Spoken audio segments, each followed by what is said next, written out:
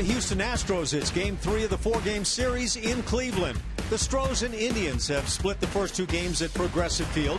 Tonight, Dan Straley makes his second start in a Houston uniform as he opposes the Tribe's Trevor Bauer. Hi, everybody. Alan Ashby and Jeff Blum with you. Last night, the Astros take one on the chin, and it is all even. They also got a nice pitching performance out of Vince Velasquez last night, and yet he gets sent to the minor leagues. Talk about that. What's going on with the team? Well, first of all, Vince Velasquez did a great job. Fastball, slider, changeup looked great, but he's going down because he's not going to pitch before the All-Star break. So they have a chance to send him down, create some openings on that roster. Oberholtz is going to make that start on Thursday, which we'll see, but it's nothing against him. He's going to be back for sure. I think he's going to be a main cog in that post-All-Star break rotation. So Obi goes tomorrow night. It's Dan Straley tonight, and the rotation now sets up something like this. Yeah, Brett Oberholtz is going to sneak in there, get that Thursday start here in Cleveland for that getaway game. Numbers are actually pretty good. That 2-1. Kind of fumbled things when he went up there against New York Yankees, but I think that the way the seasons or the All-Star break is going to finish out with McHugh, Keuchel, and McCullers could finish real strong with these guys leading into that All-Star break where they will probably end up in first place. Dan Straley makes his second start now with the team. The first one came in Boston, and it was part of a victory, but the numbers weren't all that pretty for Dan. Yeah, it took a lot of pitches. The Boston Red Sox in that series actually put together some great at-bats against Astros pitching, but you can see the 7 strikeouts for Dan Straley was pretty good. That slider for him was quite effective, and he's almost a 50-50 guy between that fastball and slider that he has in his repertoire. Coming up, Dan Straley will have to cool off Michael Brantley and David Murphy, who did just enough last night to power Cleveland to a 2-0 win. Can Straley give the offense a chance to roll the Indians? We'll find out in just a few minutes.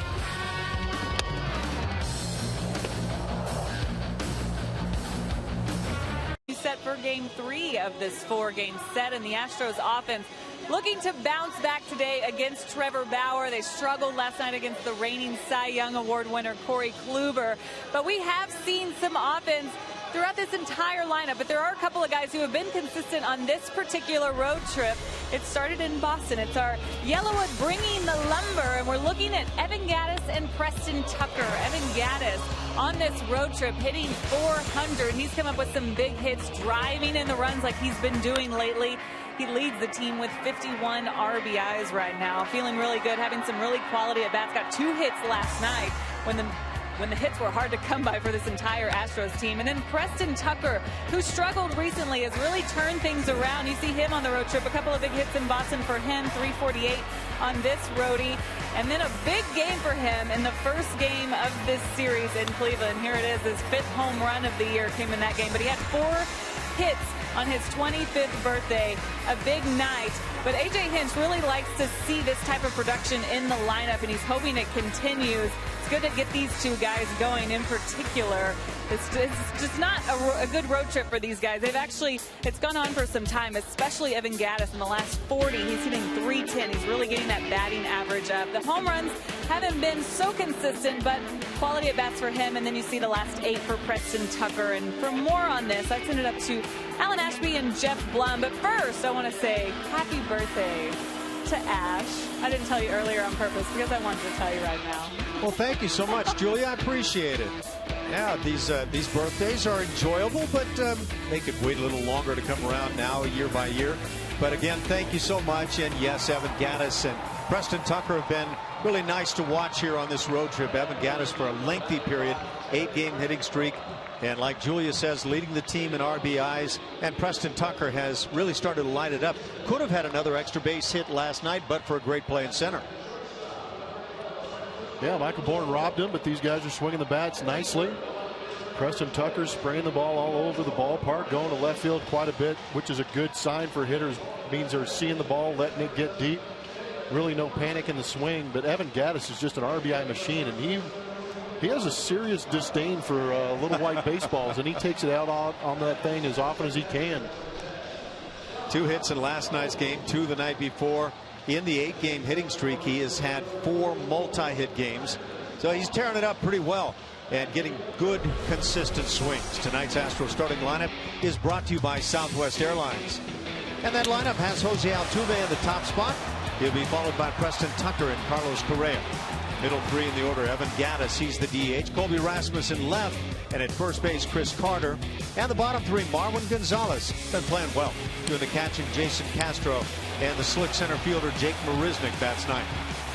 On the mound for the Cleveland Indians that will be facing that Astros lineup. There he is, Trevor Bauer.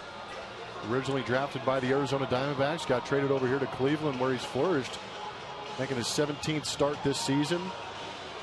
Got a winning record. It means he's getting some run support. He's a tough guy to go up against because he carries around a plethora of pitches. Changeup, curveball, fastball, slider, splitter. Throws the fastball about 60% of the time, but he uses that to get ahead early so he can work to those other pitches. Likes that changeup against left-handed hitters. Really good 12-6 breaking ball. And how about this? The Astros have yet to get a hit off him this season. He threw 6 innings in Houston, did not give up a hit. Struck out 11 in that game while walking 5. Like Plummer says, he really does have good stuff. His last time out picking up a win at Pittsburgh over the Pirates, 6 1/3 innings, and needed just 74 pitches in that game. So he can serve things well. He had lost 2 before that. When Jose Altuve, trying to get hot again, had a 14-game hitting streak snapped, and now tries to start another. Jose Altuve, 7 homers on the year. He's driven in 36. He will start at second base for the American League All-Star squad. It's 2 balls and no strikes. Calling balls and strikes tonight. Paul Nauert at first base. Ed Hickox. Mike Estabrook is at second, and down at third, Dana DeMuth. He's the crew chief. 3-0 as Bauer falls immediately behind. He walked just 1, not only in the last start, but in his last 2 starts. 1 against Pittsburgh, 1 at Baltimore. It's now 3-1.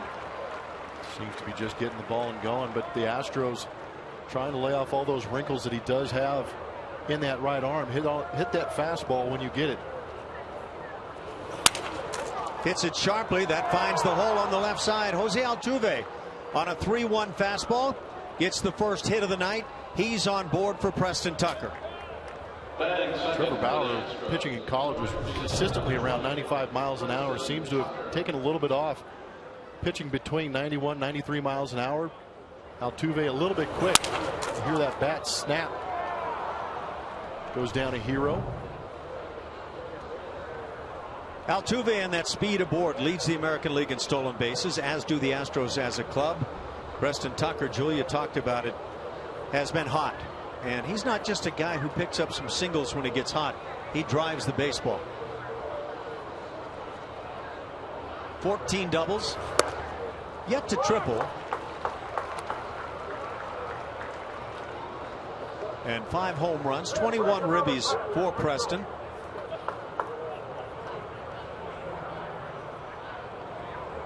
So on paper, it's a tough one tonight with Trevor Bauer 7-5 against Dan Straley, looking for his first decision on the season. 7.71 the ERA for Dan. 0-2 the count.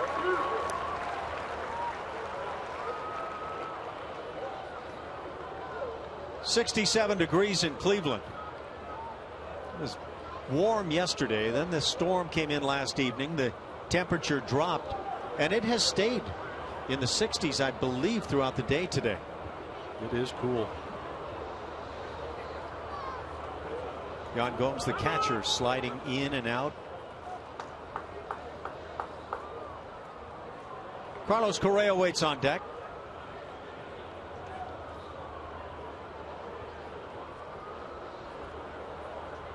Chance to see the breaking ball. You see the 2 fingers put down by Gomes.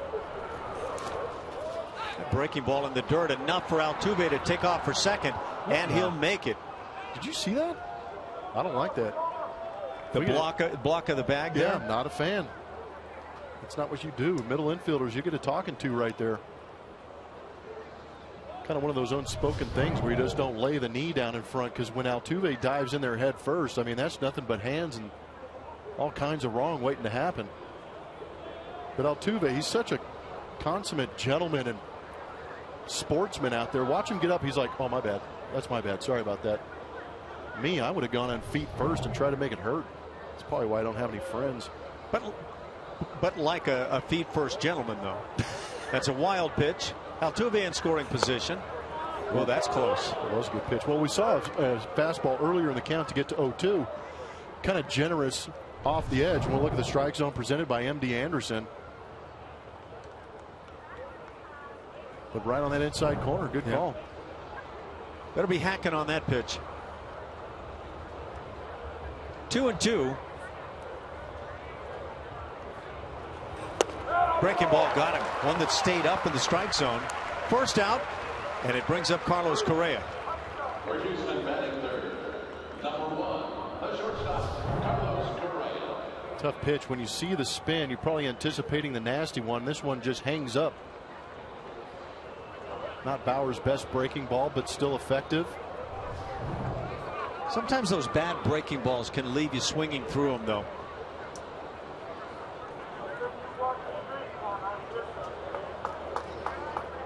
It's a pretty good list of effectiveness with the fastball.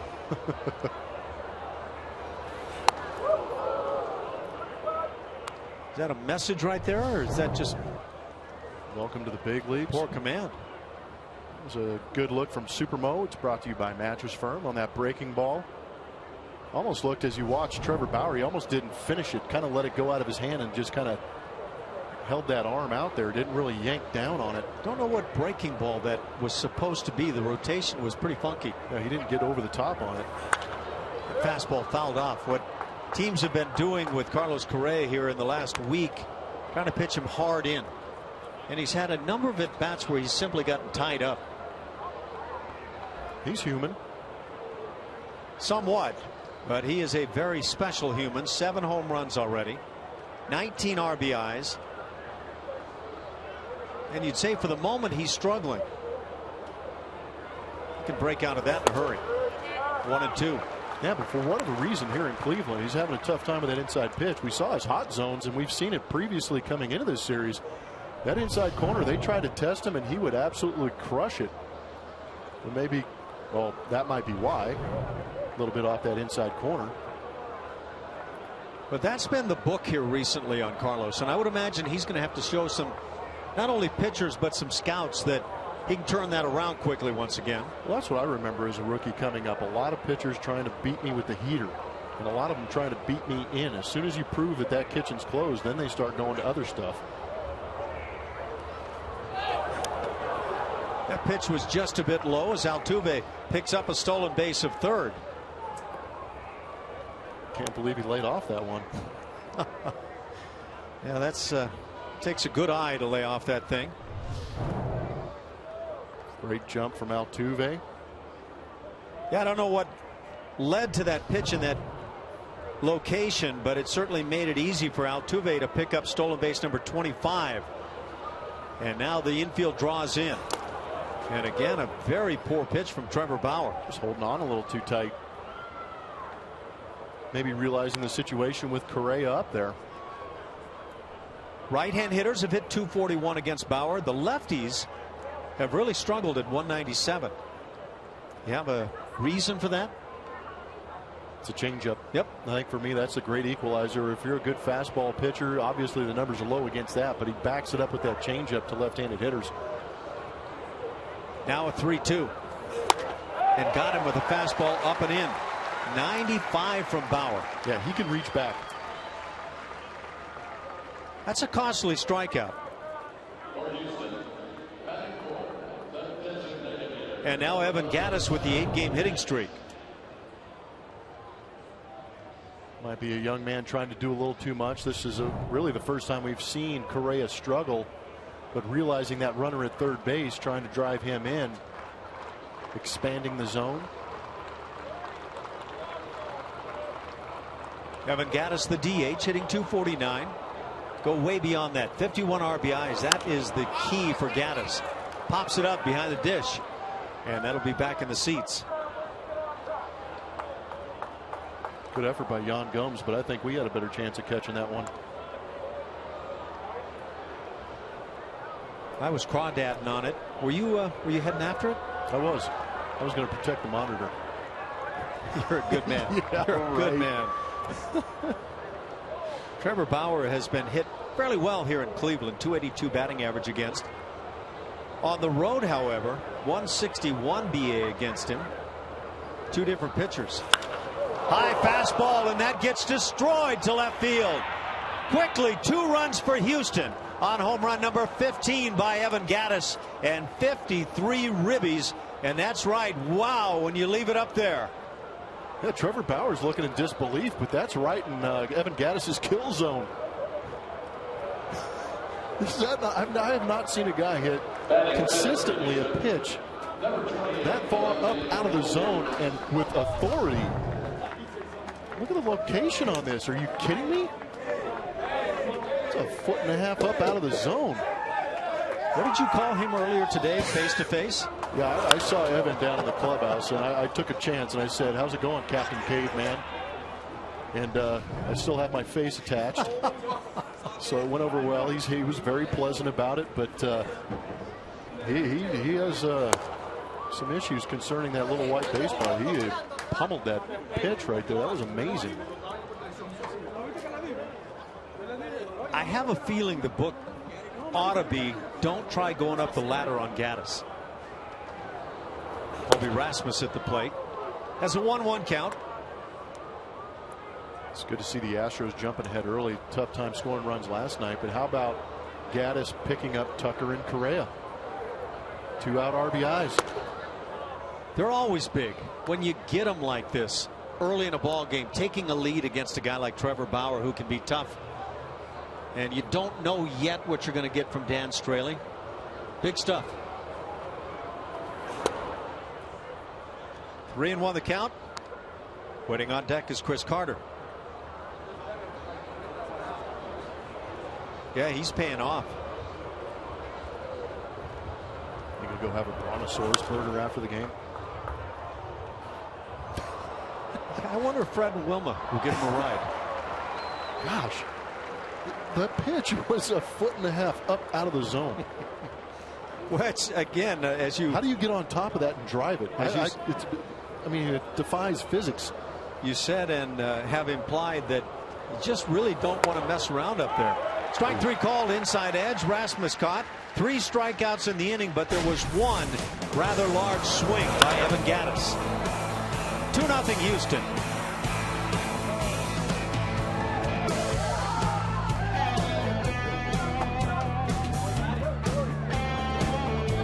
Jason Kipnis in the top spot, followed by Francisco Lindor and Michael Brantley. David Murphy, Carlos Santana, and Yan Gomes in the middle. In the bottom 3, Brandon Moss, Giovanni Urshela, and Michael Bourne. Dan Straley going for your Houston Astros. Talked about that start he had last time out. Came over with Luis Valbuena in that Dexter Fowler trade. He's got a winning record in the major leagues. He averages around 7.5 strikeouts a game. Talking to Steve Sparks before the game, and he said that while down in AAA, looked at some video in 2013, compared it to 2015, and found something that was a little off, made the adjustment. Good changeup. That's a good look at change, and Steve Sparks was talking about that particular pitch and how he holds it, and apparently a really good one. 0-2 the count on Kipnis, who's been tearing up major league pitching. Hitting .336 on the year. He has been in or just close out of the lead for much of the season.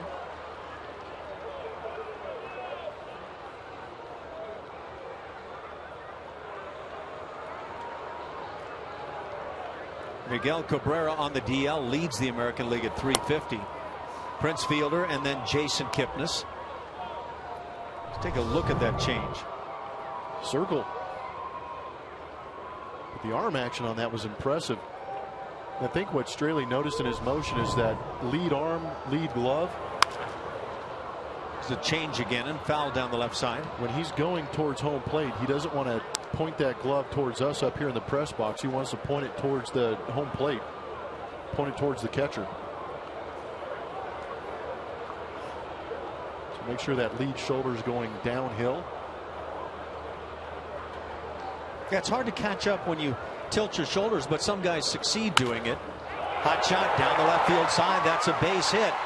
And now a tough play for Colby Rasmus. It goes all the way to the wall. This will be at least 3 bases for Kipnis. He's into third, leading it off for the Indians in the first. And we'll see how this one's ruled.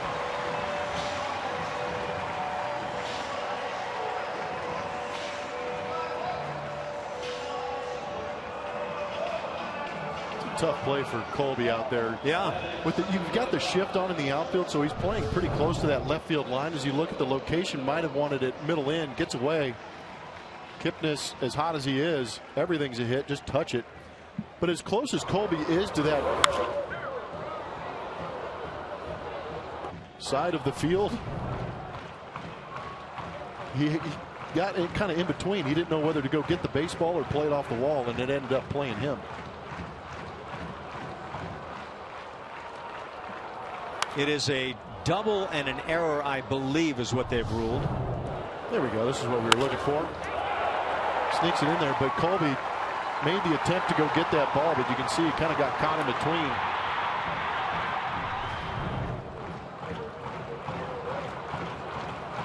So Colby gets charged with an error. The Astros jump on top quickly, 2-0, but the Indians in a position to pick up 1 run here in the first inning if the hitters come through at all. 1-1 the count on Francisco Lindor.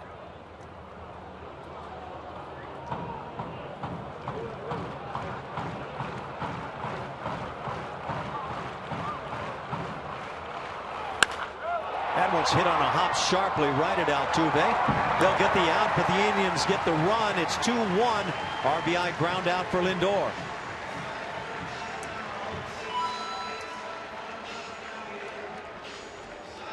Well, we noticed Colby Rasmus is out there in left field. Jake Marisnick at center and Preston Tucker in right. Marwin Gonzalez again playing third base, swinging a hot bat. Carlos Correa at shortstop. Jose Altuve at second. Chris Carter back out at first base. And Jason Castro, after that day off, is back behind home plate working with Dan Straley. RBI number 7 for Lindor. Base is empty now. 1 out for Michael Brantley.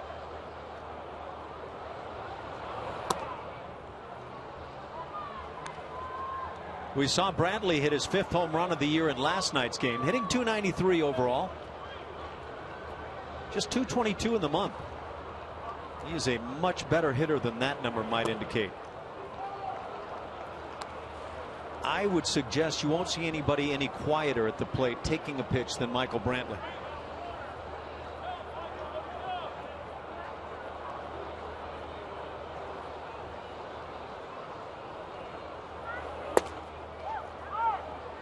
Takes a strike quite quietly. 2-1. For those wondering, quiet. He has a nice easy load with his hands. The head doesn't move a lot. He's soft on the front side when he strides out there. Breaking ball hit in the air left field, going back Rasmus, and out number 2.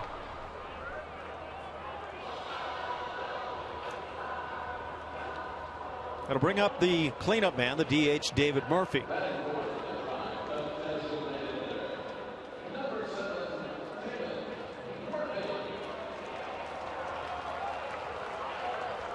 David Murphy's been having a very nice season, hitting .329 with 5 homers, 24 RBIs.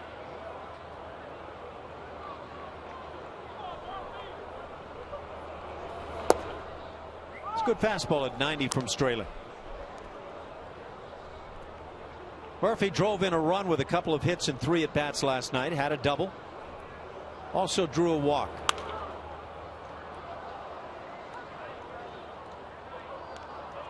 As you watch that at bat from Jason Kipnis, that pitch away with the shift on in the infield really left what felt like an easy hole to shoot through.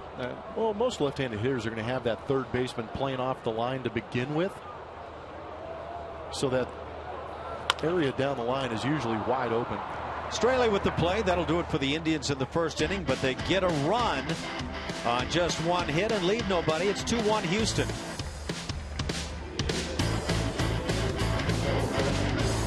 On July 8th, 1980, J.R. Richard became the first Astro to be the starting pitcher in an All-Star game. He struck out 3 in 2 innings of work and gave Reggie Jackson fits in a 4-2 National League win. Whoa. Good finish, Reggie.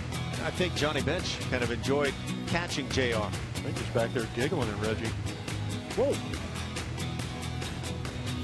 You see that, obviously, that swing on the slider in the dirt. Hitters used to do that all the time on that slider. They'd get the bat started so early, it would be just silly stuff. Oh, Reggie Jackson. That's in an all-star game. He's making guys look like that. Righty to lefty. Righty to righty here as Chris Carter stands in. The Astros got a 2-out, 2-run home run by Evan Gattis in the first after Jose Altuve had led it off with a base hit. He was aboard on the home run. But the Indians come back, pick up a run, a double by Kipnis. And I believe when it's all said and done, that will be awarded as an earned run against Dan Straley. Carter fouls it back.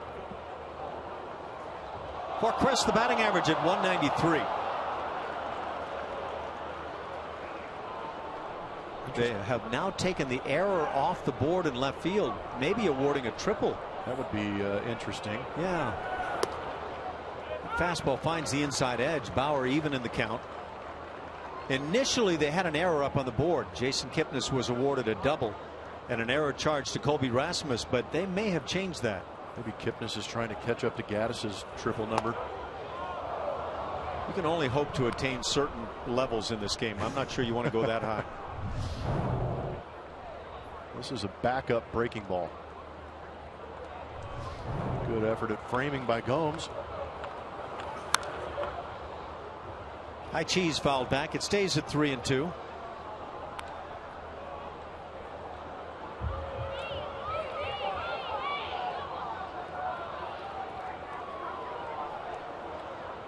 Series even at a game apiece.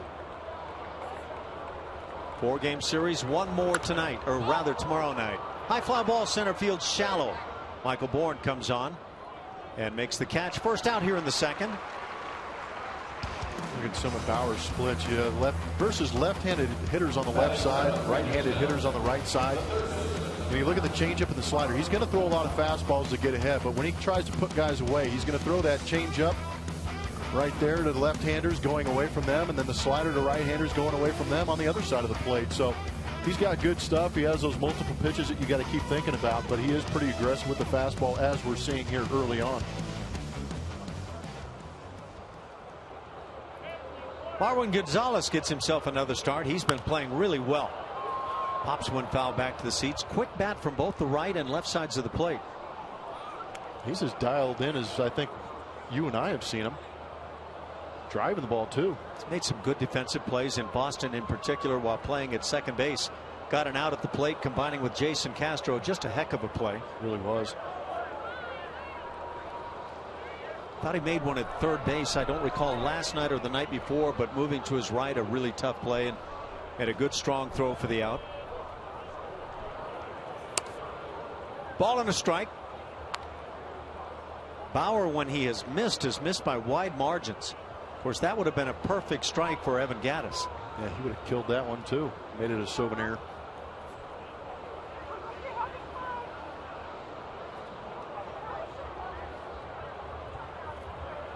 Marwin's hitting .250 overall.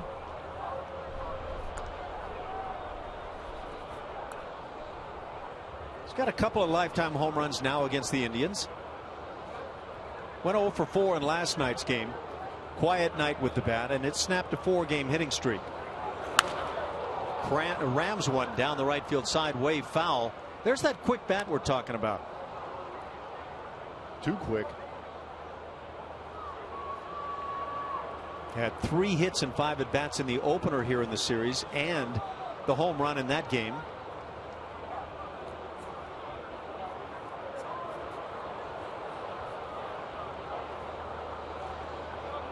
Played in just one of the games in Boston, had a couple of hits in that one.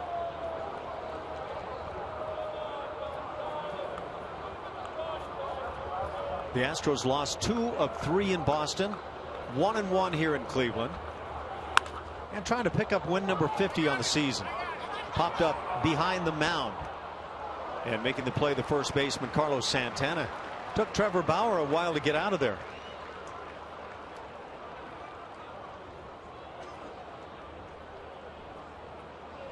For the Astros batting eighth, number 15. He was actually calling it, I believe. Good changeup. Jason Castro stands in.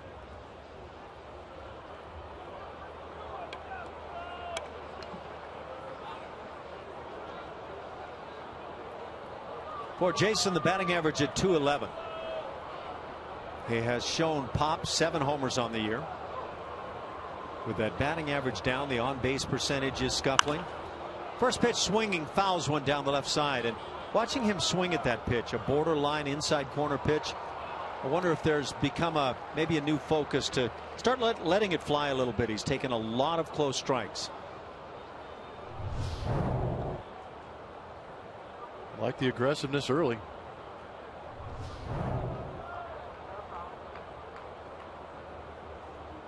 Jason has really struggled against the Indians on his career in 14 previous games. Just a 170 batting average. They come back in and miss.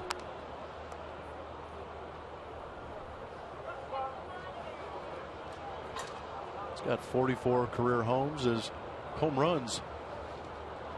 Second all time in the Astros for catchers. Backhanded by Carlos Santana. He feeds onto his pitcher Bauer, and a 1-2-3 second inning. Through an inning and a half, 2-1 Houston.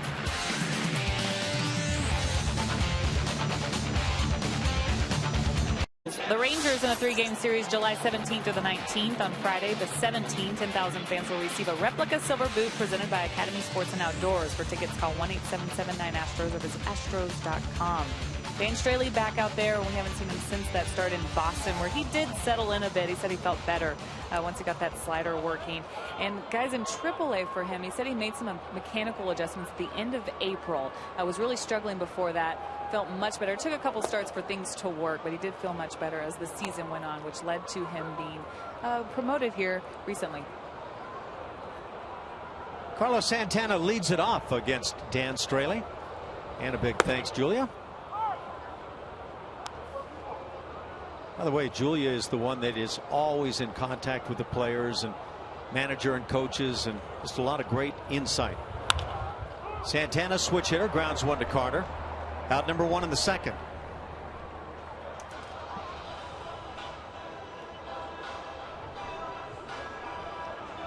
Let's take a look at what's going on in that American League West. It is wild, and it's got a chance to go round and round with the Astros losing last night. They dropped a game to the Red Hot Angels. They've been hard charging, Blummer.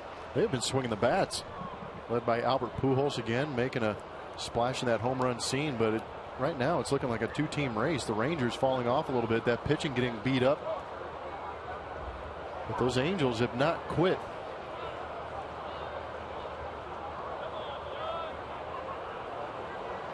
Don Gomes at the plate, takes the breaking ball that misses. Looked like Jason Castro even now wants to know where'd that miss.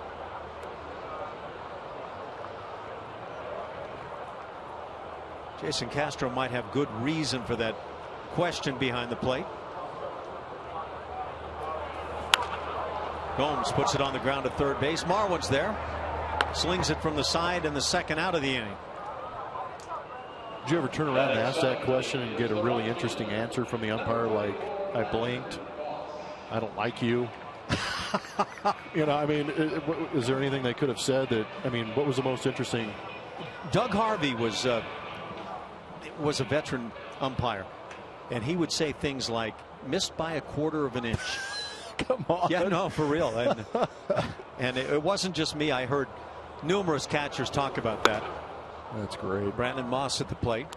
Power hitting right fielder. Leads the Indians with 14 home runs. Seldom would you get that umpire that would say, I missed it. Yeah. But you'd hear it once in a while. You would. Doesn't do you any good, but it's nice to understand that he admits to the fact he may have missed one. Mike Scott was throwing up some incredible stuff there in the mid 80s, and I heard an umpire or two kind of just blow air out the lungs. How'd he throw that? You know, it would just come out, you know. Lee Wire is a guy that comes to mind, and it was hilarious at times.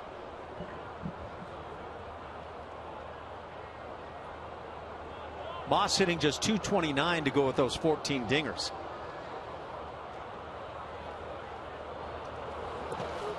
But But I had the great pleasure of catching some incredible pitchers, including J.R. Richard and Nolan Ryan and Joe Niekro and Don Sutton and Mike Scott and all the guys that came through. And I hate to start naming names because some great ones will slip by.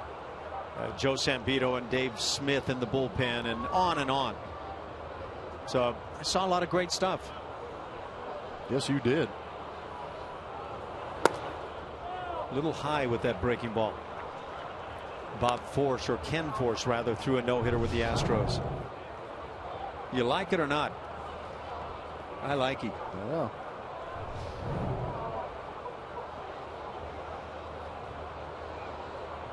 I'd have liked that to have been called.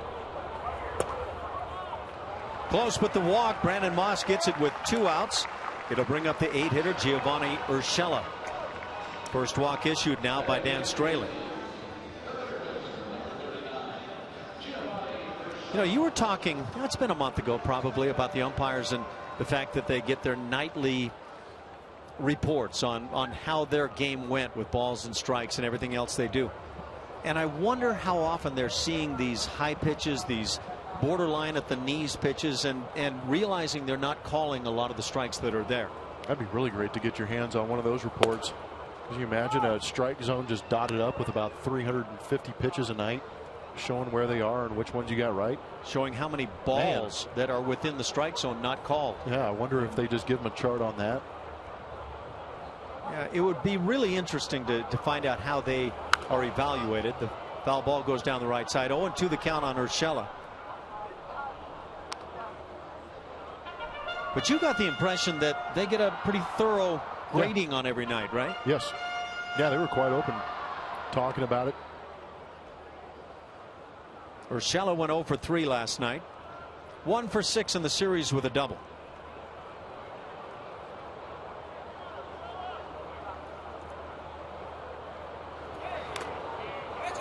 Now, had that ball stayed right there and Castro had reached up with the bare hand and grabbed it, that would not have been strike 3. It has to touch the catcher's mitt first. Really?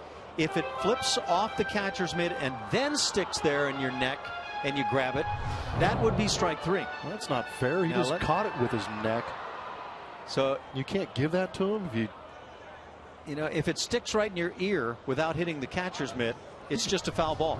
You get no credit for ear grabbage. Painful.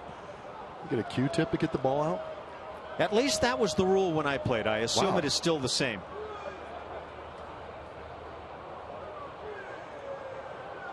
But again, if that foul tip goes by, hits the catcher's mitt, and then lodges somewhere, interesting, and you grab it before it falls, you've got strike 3. They just learned something. Yeah, and I wonder if that's a reviewable play. Little waving strike 3 by Urshela. That'll do it for a strikeout for Dan Straley. Through 2 innings, it's 2-1. Astros on top.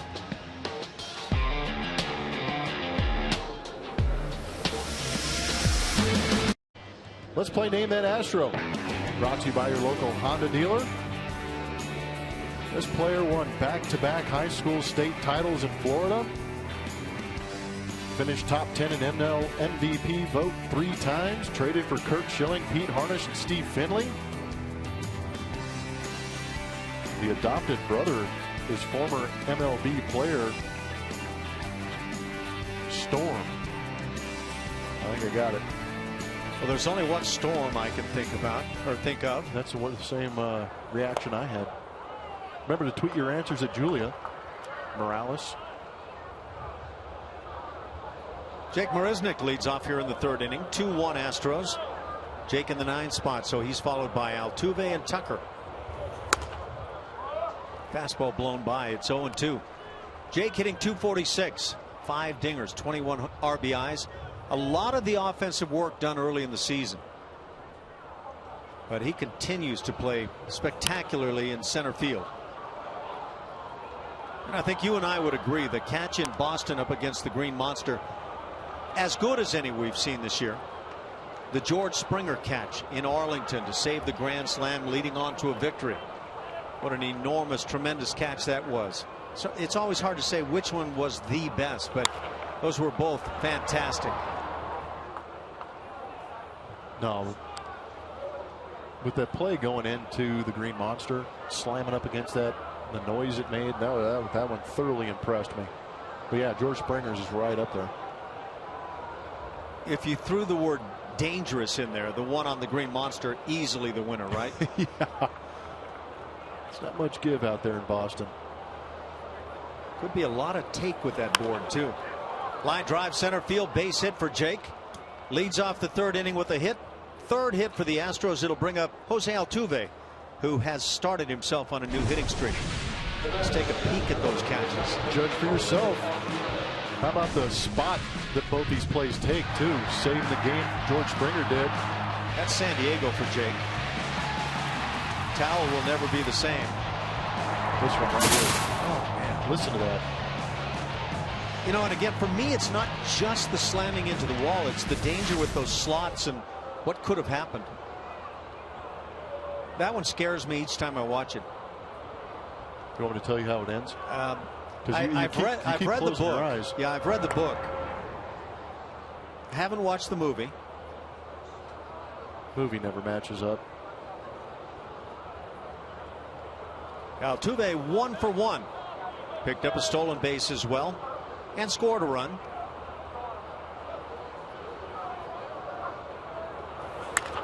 High fastball, chop foul.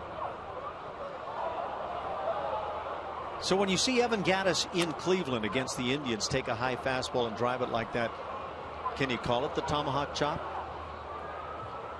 Yeah. I don't know what. I mean, that might be even above a tomahawk chop. You seem confused. Well, just how do you? I mean, I've seen tomahawk chops, and he went far and above.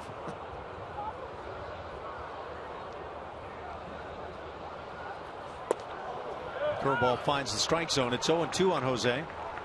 I didn't know they did the tomahawk chop here. Thought that was an Atlanta Brave thing. Well, it is, but there's a former Brave, so you can give him the tomahawk chop. It's a Florida State thing along with the Braves.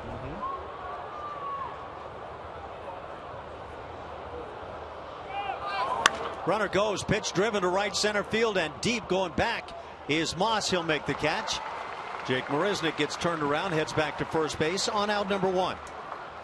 Jack in the Box is going to take us inside the box score. Hot and cold zone for Preston Tucker, doing a great job taking some of those pitches the other way. He is getting some elevated fastballs up out over the plate and going the other way with them quite nicely. But typical left-handed fashion, those down and in pitches, he likes to drive those. Saw him go down to a knee to drive one out of the ballpark here at Progressive Field.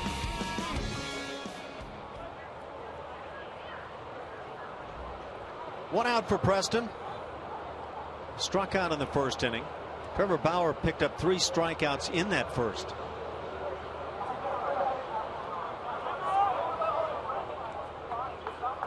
So we've already seen Jose Altuve pick up a stolen base. He leads the league. That's 25 for Jose. Now we've seen Marisnick in motion. So the leading team in the league in stolen bases, trying to do some running tonight.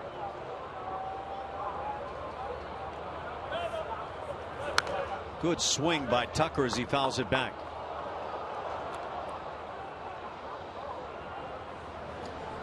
Got a special guest coming tonight. Bob DiBiasio, excuse me, Senior VP of Public Affairs with the Indians. But he's done a lot more than that in his lengthy tenure with the Indians and other things. We'll talk about his involvement with the movie Major League, which you may have seen.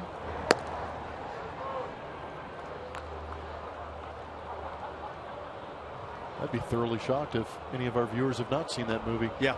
It's a classic. That's a must-see, isn't it? Somewhere along the line. Oh, man. I wonder if producer Carl Patterson has seen that movie. I don't know. We're going to ask him.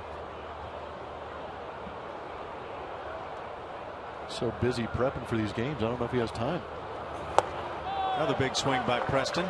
0-2 the count. Yeah, I think Carl could rewrite each scene right now for us.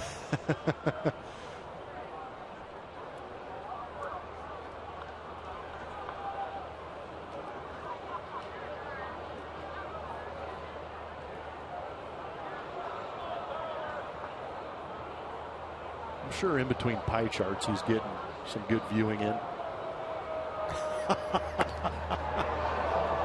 Fairly close on Marisnik.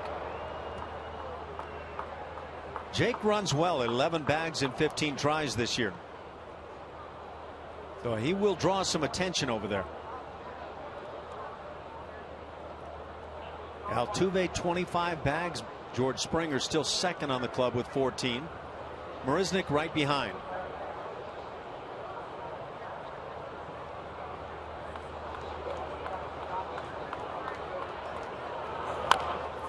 Little tapper on the breaking ball. Will it roll foul? It is rolling fair. And now going for third base is Marisnik. And that keeps that ball alive in fair territory. They couldn't let it roll anymore and had to pick it up. So it's an infield single for Tucker. And very alert base running by Jake Marisnik. How about that? A full-grown man took a monster hack at this pitch, nubs it down the first baseline, and one of the unspoken secrets is that grounds crews will taper those foul lines, the dirt areas at least, to funnel back towards the infield. And watch this. Started to go towards that foul line and started creeping back, hit the infield grass. But very alert Jake Marisnik watching the play while moving his feet. This ball comes right back to the infield side of the diamond. Sure, you could see it there. I don't know if the ball would have crossed the line, but it was coming back toward the line. It was going to bounce off the grass and go foul maybe. But for Bauer, he couldn't wait any longer. That brings up Carlos Correa. Inside corner again. Off speed pitch though. Yeah, it might have been the changeup. Yeah. It's a tough pitch. See, this ball hits the grass and now starts back toward the line. But for Bauer, he's hearing or seeing Jake Marisnik streak to third base. You can't wait any longer. So you never know. You get a teammate like that with that kind of base running, might buy you a hit. Got to get the breaks every once in a while. This guy at times makes his own breaks and makes the breaks for the club. Right now struggling. Can he find a pitch that he can handle?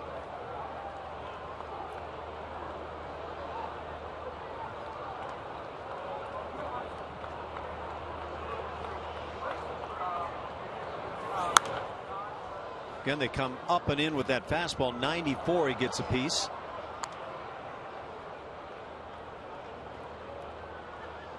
Carlos still looking for his first hit here in the series against the Tribe. 0 for 4 in each of the first two games. Came in hitting .315. That has tapered off to .291.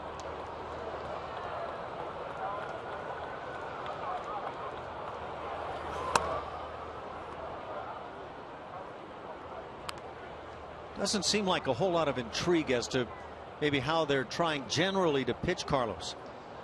Up hard, in hard, mix in the occasional off-speed pitch. It's the old saying, hard in, soft away. Now he's shown an ability to stay on pitches, use the entire field, hit with power. So you work a guy in until he proves that he can handle that. And then the over-the-top yacker gets the strikeout. A costly second out. And that's exactly what happened with Carlos in the first inning. Made a costly second out. And now it's up to Evan Gattis, who came through in the first. Yeah, that's the second time Trevor Bauer has gotten Carlos Correa to punch out the runner at third base, less than 2 outs. Evan Gattis picked him up last time by hammering a fastball right around his forehead out of here to left field. Was it that low? Might have been.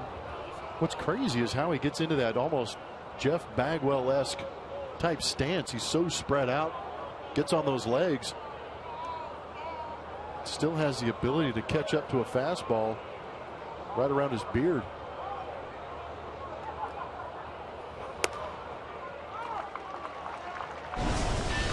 This is not normal. You can't teach this. Like he's been doing it for years.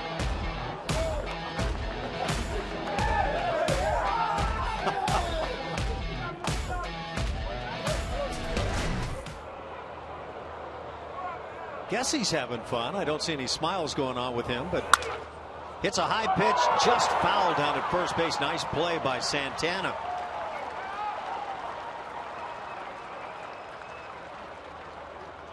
Can't believe Trevor Bauer came up there again. It's a dangerous position to be in. He's got to be thinking right now, don't do that again.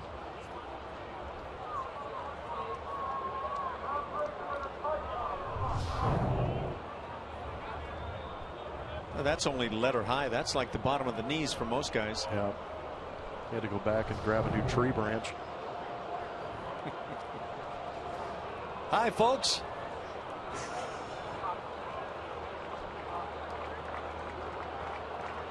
Oh, 2 the count. Look at those feet start sliding back for Evan. And the breaking ball gets him.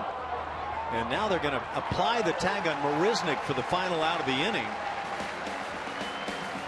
Another strikeout. Still 2-1 Houston.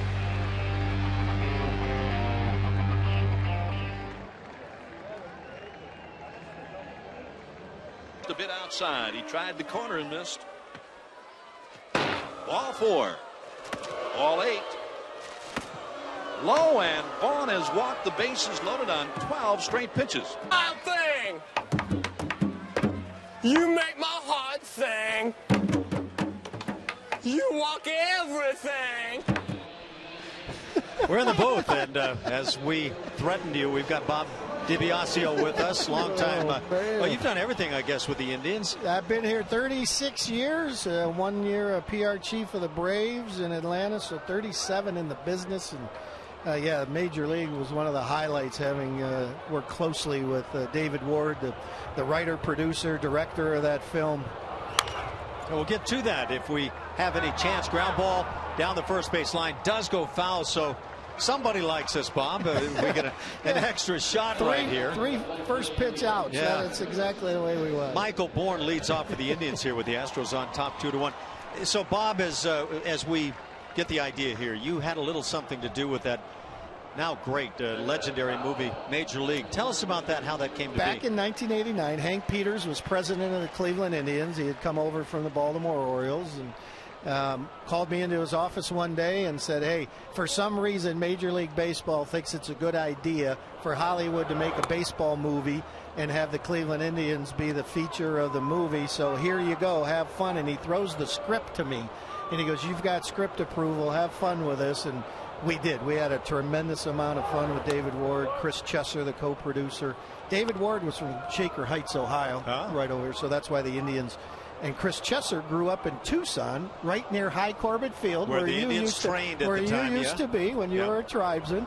And so they had that Cleveland connection, and so that's why the Indians were featured, and we just had a lot of fun with it. Look at this. We've got a 2-2 count. They're working counts here, trying to help us out a little bit. So, you know, all the actors say, well, they read the script, they loved it, and just they knew it was going to be big when they read it.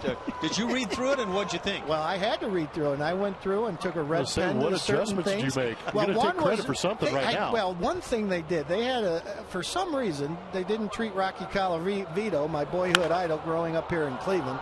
And so I had to take that part out. Oh, is that right? Okay, we've got a fly ball to right field. Michael Bourne, after seeing some pitches, makes the first out of the inning.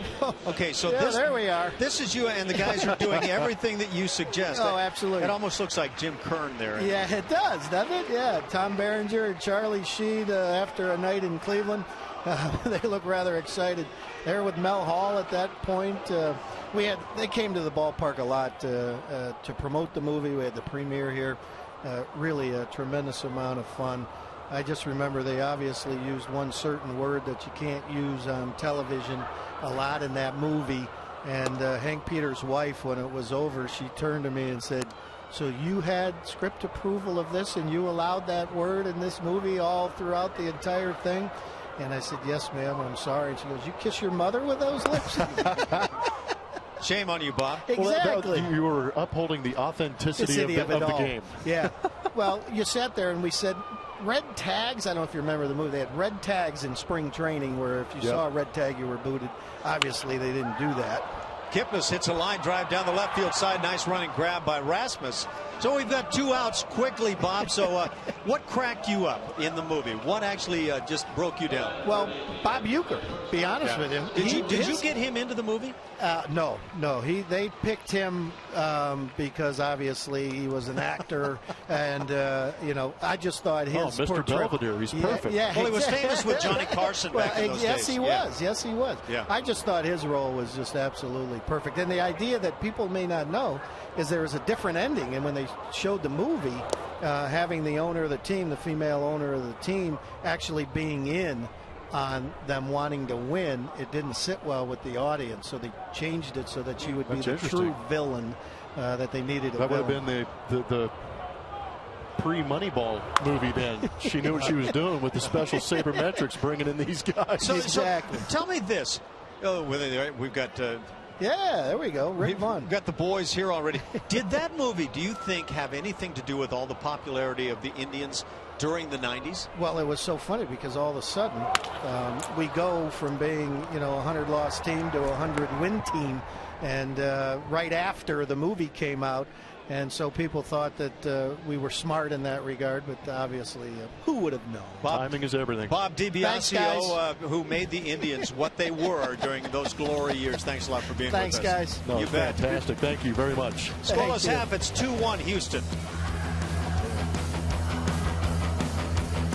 Wednesday night home game is $1 Hot Dog Wednesday presented by Nolan Ryan Beef.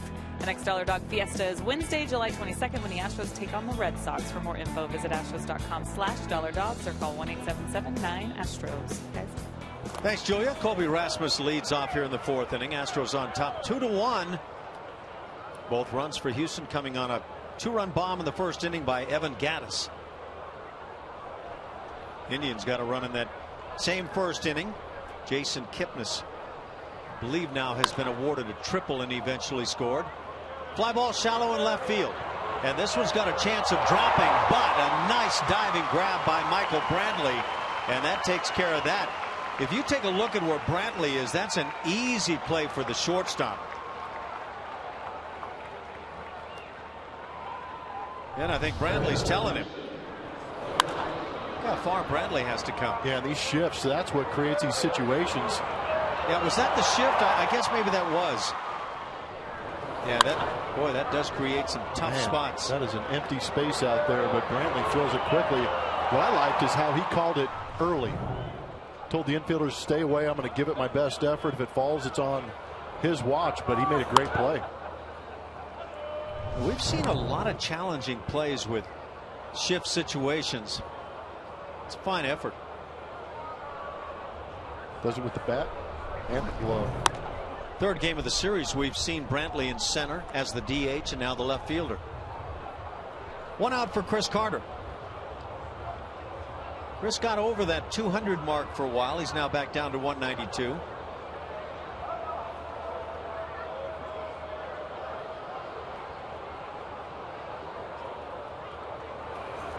Carter is 2nd on the club in home runs. Of course, Luis Valbuena, who has been ailing a bit here the last few days, leads with 19. Gattis has 15, just like Carter, for that 2nd spot. And then it's George Springer. It's going to be a tough wait trying to get George back in the fold. Sure is.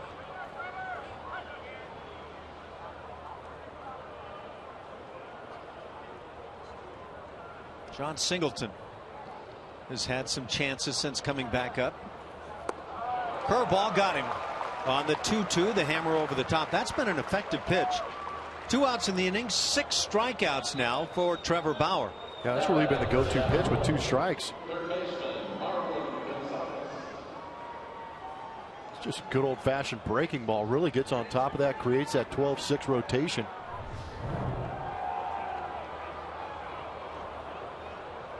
Yeah, I was really curious to hear from Bob DiBiasio.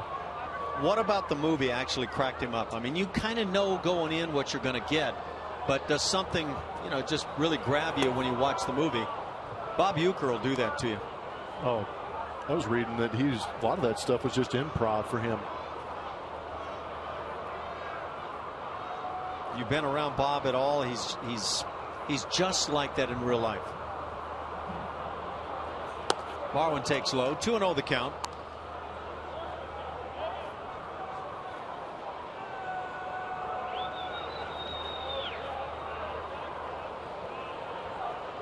The Astros have 4 hits on the night. The Indians just 1. And that was the leadoff man, Jason Kipnis, in the first inning.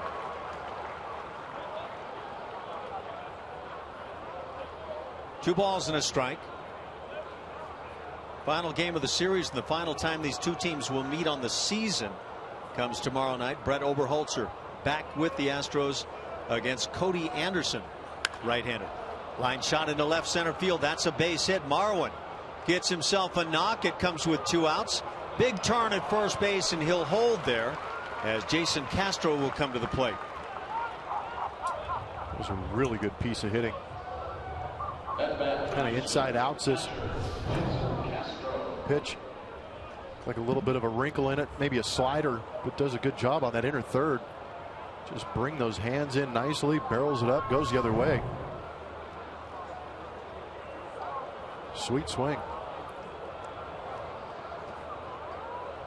Castro 0 for 1 on the night, grounded out to first in the second. Marwin not one of the big threats to run, but has stolen 3. He's been caught twice. Well, we've seen a variety of defenses on Jason Castro in the last few weeks. Hits a fly ball to center. Michael Bourne with the easy play, and that'll do it. A 2-out single by Marwin Gonzalez. He's stranded through 3.5. It's a 2-1 Houston lead.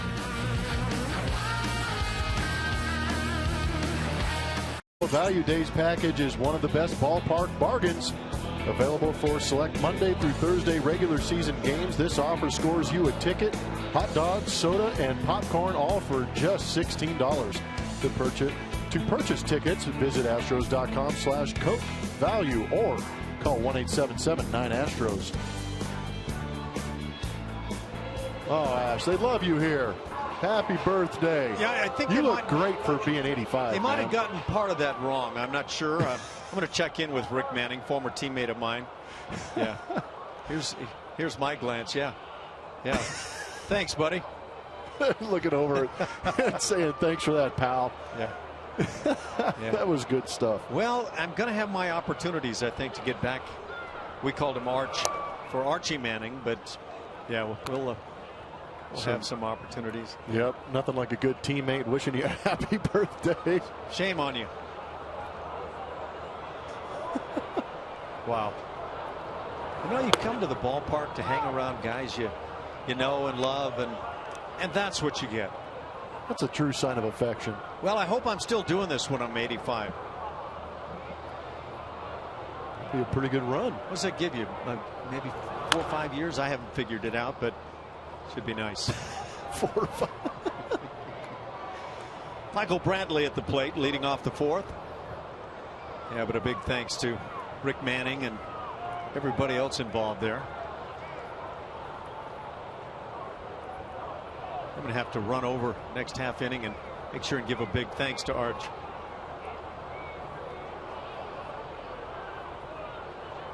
Bradley flied to left field in the first inning. Just 1 hit for the Indians, Jason Kipnis. Those are the notables today. On there with Spanky. Al Spanky Spangler on there, huh? Beck. Wait a minute now. Beck was the. Beck is a singer, songwriter. He's the guy that just picked up one of the big awards, right? 2 turntables and a microphone. That was the song? The one that I remember. Yeah. No, he came out with a new album and one, but he's had a couple of good albums. We haven't stolen a couple riffs from him. You have? No, you're the guitar player. Okay, well, is he a guitar player? I think he is a wizard on various instruments. See, there's where we vary. The wizard part. Maybe in your own mind. No, he's the wizard. I would stray from that line.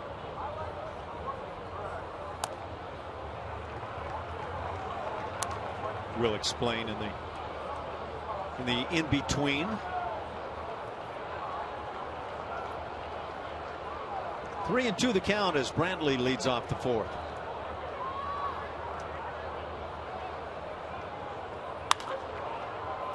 It's one of those 10-game road trips. So we mentioned tomorrow night Oberholzer against Cody Anderson.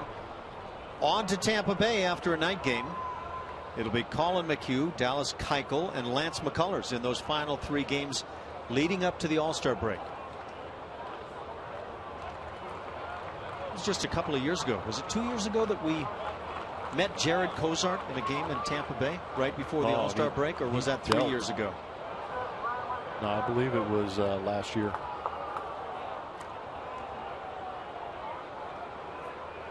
Whenever that was, George Springer was extremely excited about that game. How do you get broken bones to heal more quickly? Milk. Does a body good. Sharply hit up the middle. That's a base hit for Brantley. Comes leading off, brings up David Murphy, the DH and the cleanup man. Hit number 2 for the Indians.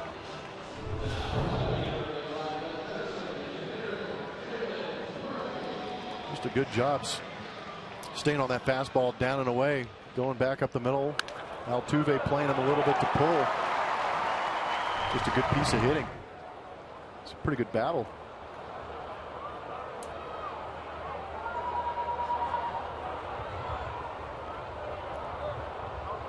Murphy grounded out back to the mound to end the first inning. Talked about the year he's been having. .327 the batting average.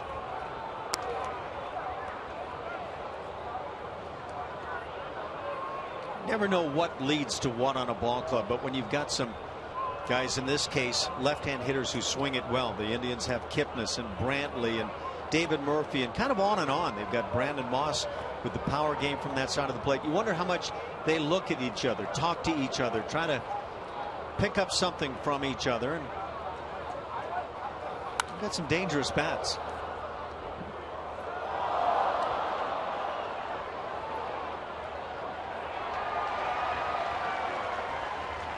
Scott Kazmir's left the game with the left tricep tightness. Uh-oh. That's not good. Got a lot of talk about Kazmir, obviously, as well, the woes in Oakland go, and he was one of those guys that might be a trade piece for them. You know, with all the talk about the Oakland A's being one of the best teams in baseball by people who look at the stats, can they afford to walk right out of the race? You wouldn't think so. I mean, it's not like they're close right now. They're in last place in the American League West, 10 games back, but things can change quickly. Line shot is foul. There we go with the foul balls again. Brantley had a couple. Straley's making some good pitches. They're just doing a better job of fighting them off. It's one of those intriguing defenses with the shift on in the infield, and then the outfield shifting the other way, and fairly extreme with that shift.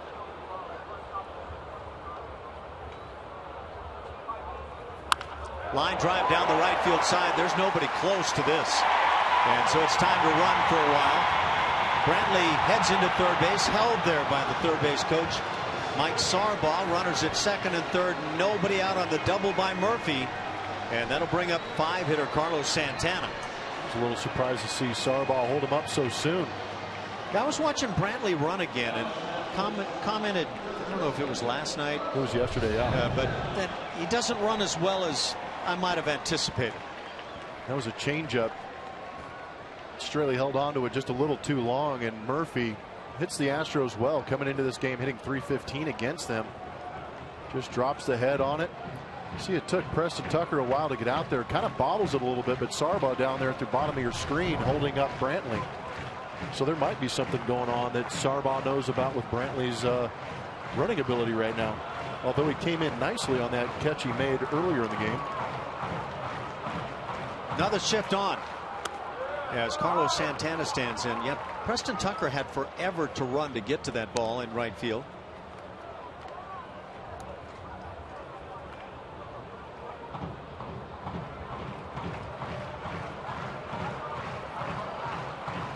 Boy, when Carlos Santana's had men on base, he has gotten rather quiet.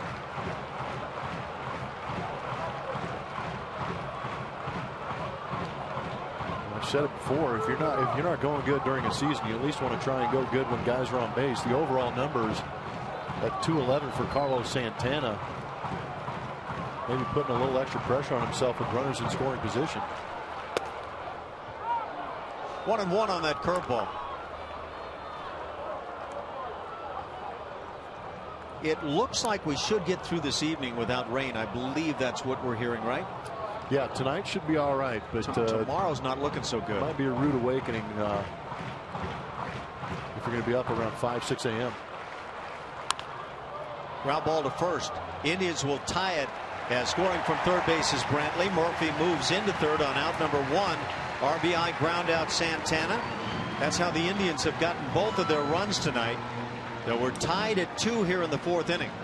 The average will drop with runners on base for Carlos Santana, but he does get an RBI out of it.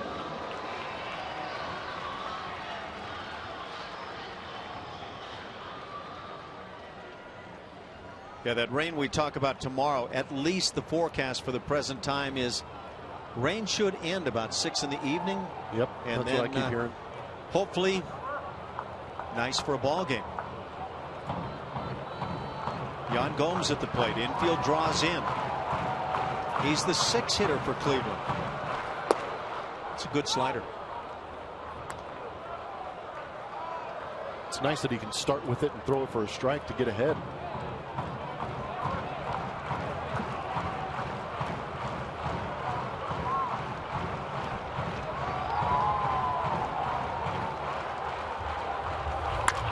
Ground ball to short. Runner will have to freeze. Carlos Correa gets the out at first base after freezing the runner Murphy. And 2 outs now. So a nice job by Dan Straley. Real nice job helping himself out, keeping that ball down and getting that ground ball. Easy read at third base for Murphy, knowing the entire infield is playing in.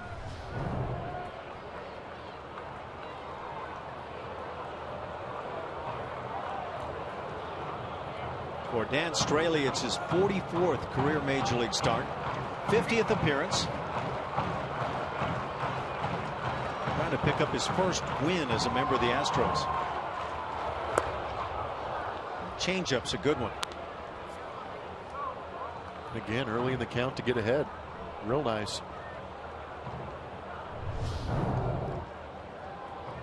Saw the circle change, but creates that good, almost borderline screwball rotation to it, getting it to go down and away. And again,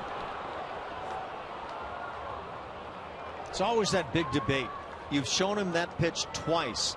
Do you show it a third time? Because he's not close. Well, what I like is the first one was a good pitch. Swing and miss. He comes back and buries it, throws a better one, and by a better one I mean throws it down out of the zone, and he gets him to chase. So if you could throw a similar pitch out of the zone, down in the dirt, Castro doing a good job of blocking, maybe get him to chase again. You come up with the fastball. Take a look at that pitch number 2. That's that circle change. Good job getting kind of a, it's amazing how that rotation slows down too. But in a 0-2 count, I think you saw what Castro wanted to do is elevate that fastball, maybe come back to it. And the changeup gets him. 3 changeups in that sequence. The strikeout of Moss, and that'll do it for the Tribe in the 4th inning. They get just 1 run despite the single and double to start it.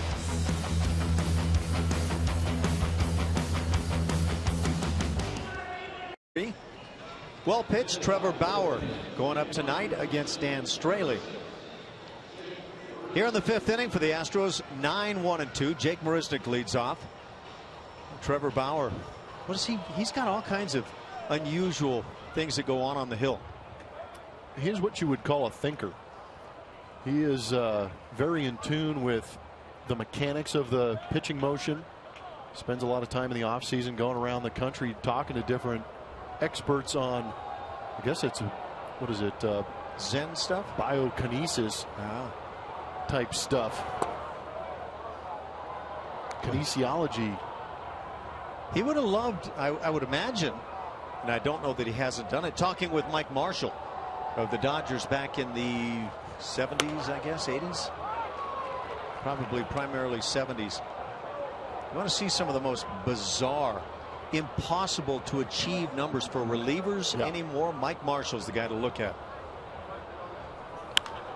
Pitch hit in the air, and that's deep in left field. Going back is Brantley. He's on the track in front of the wall and makes the catch.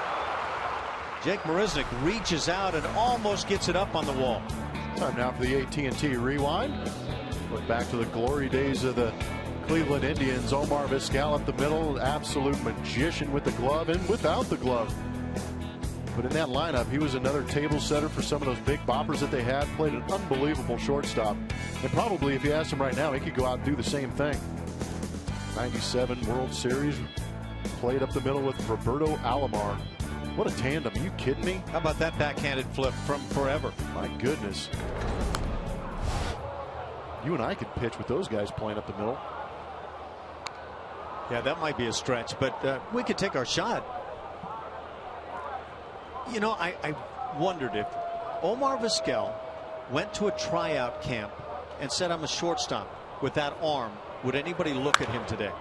Altuve hits it in the air, left center field. That's fairly deep, as going back is Brantley. A couple of fly balls to left field to start the inning. 2 outs for Preston Tucker.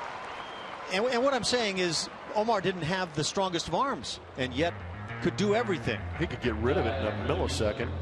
The reason we bring that up is because we wanted to check out the combos. We got a good one going here with the Houston Astros, potentially with Correa and Altuve. There you see some combinations with the highest batting average. Those are some big names. Cano and Jeter on there twice. Rod Carew and Danny Thompson. Did Rod Carew carry most of the weight there on that? I would imagine that he carried the large load. Yeah. Ground ball up the middle. A little bit of a shift on. Lindor is there, and a 1-2-3 inning turned in very nicely by Trevor Bauer. We've played 4.5 and we're tied at 2.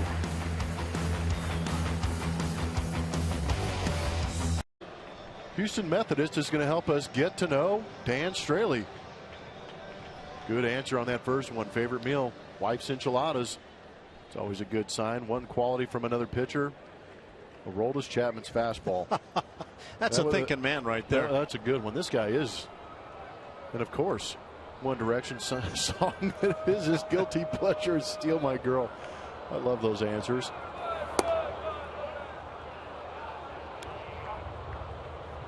The Indians sent their 8-hitter Giovanni Urshela to the plate. 8-9-1.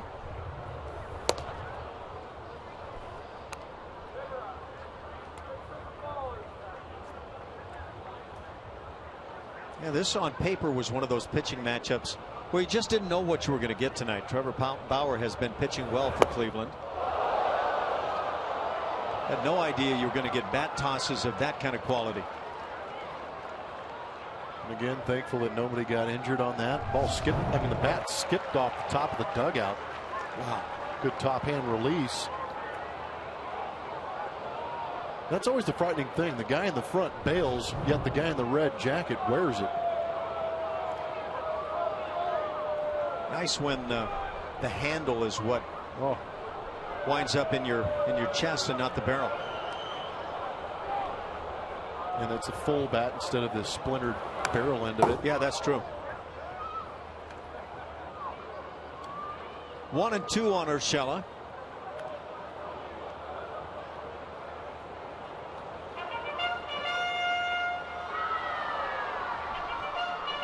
We've shown that American League West with the Astros leading by 2.5 over the Angels. The American League East has the Yankees on top of Baltimore and Toronto, each by 1.5 games.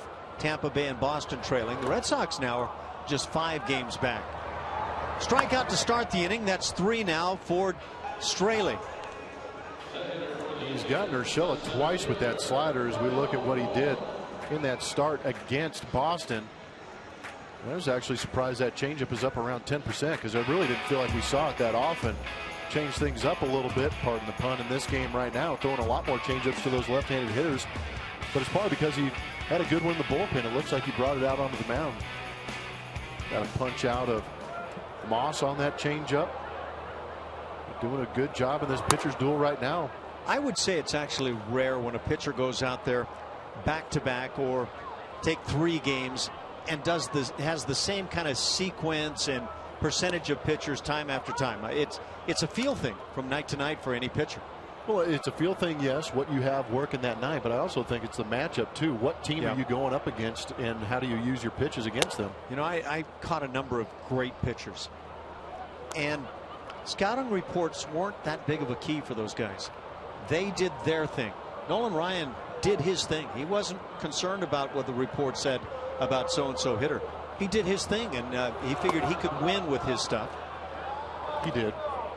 Typically did. And that's the crazy thing. That gives you an idea how good those guys were, because most hitters probably knew what they were going to get from a guy like Nolan Ryan, yet he still went out there and struck everybody out.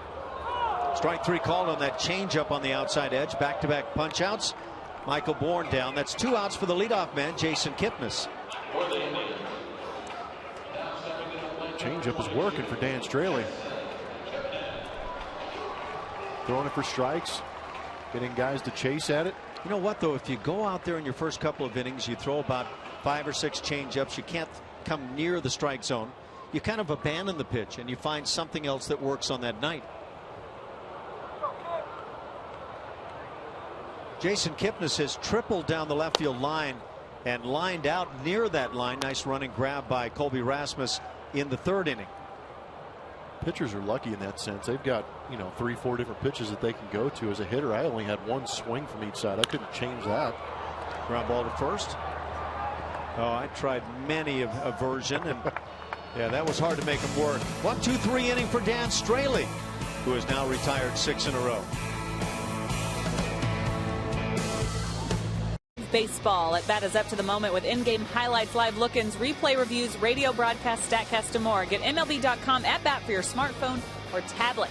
Welcome back to Progressive Field. The Cleveland Indians, a franchise with a lot of rich history. And if you want to see some of that here at Progressive Field, check out Heritage Park, where I am now, just behind the center field wall. You can find the team's Hall of Fame members, lots of plaques, the top 100 players of all time for the Indians. Bob Feller's on that list. Kenny Lofton, I could go on. Alan Ashby should be up here somewhere. Let's see if we can find his plaque. Is this in alphabetical order, you think? Wow, Julia, keep searching. I think you're going to have to go down another concourse or so to get to that one, but you'll find it. Carlos Correa leads off here in the 6th inning, a 2-2 game.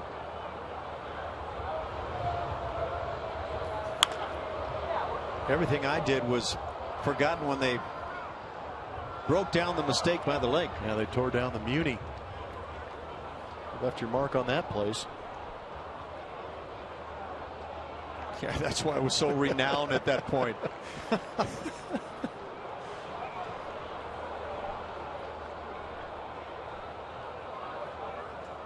Those were tough days. Well, jam shot, ground ball to shortstop. They continue to come in and get in on the hands of Carlos Correa. Out number 1 here in the 6th inning. Brings up the man, Evan Gattis. Now stepping in for the Astros, the designated hitter, Evan Gattis. So when you're struggling right like Carlos Correa is right now, and it's obvious they're getting in on him a lot, does batting practice entail that pitch in on the hands? It's tough to recreate that in batting practice unless you've got a batting practice pitcher that can light it up and just go ahead and try and fire it in there as hard as they can, but you can't recreate sink. It's tough to recreate miles per hour. More often than not, you see guys even in the big league going into the tunnels and getting on a tee, setting that ball up where that pitch normally is and trying to just get a nice routine going, get a good rhythm going, trying to create a good bat path to that pitch, and hopefully you take it out there on the field. Gattis gets the breaking ball up and hits it foul. Boy, he's getting a lot of pitches up to handle.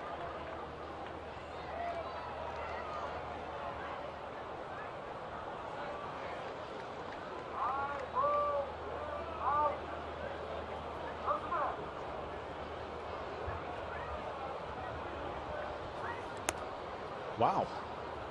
There's a strike in cricket. Good frame by Gomes. How do you hold that? Tightly? Jeez. Yeah, we're going to have to talk to Jan Gomes about that.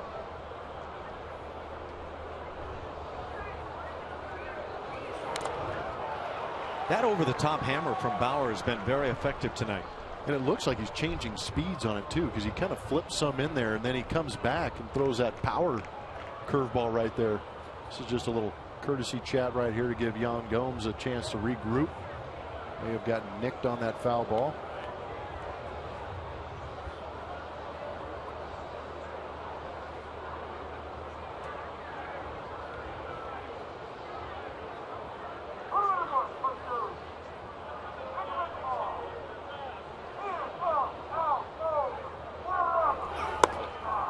Two and two the count. 95. Bauer throwing very hard. That over the top curveball has been good. He's got a changeup, mixes in a slider.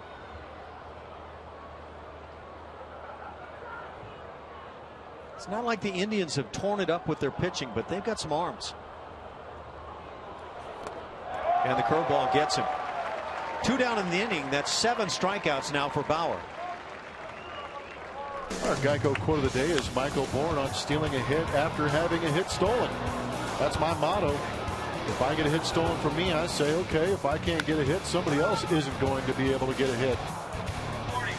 Sometimes you got to use some of that anger as motivation, and he didn't get that hit because Kobe Rasmus robbed him. In turn, he goes out to center field, takes one away. Astro fans are used to seeing a guy like Michael Bourne sprinting around center field, making some great plays. They know he has the wheels.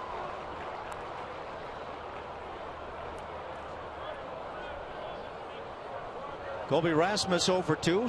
Struck out looking in the first inning. Fly to left field. Hits one in the air to right. Coming on to make the play, Brandon Moss. A nice easy 1-2-3 inning. Right now Trevor Bauer is rolling along. It's 2-2.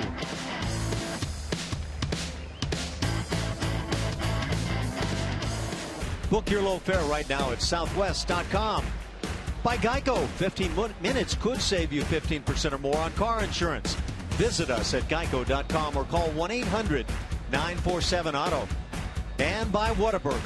You've never had a club sandwich quite like this. The Whataburger Honey Mustard What a Chicken Club. Here for a limited time only.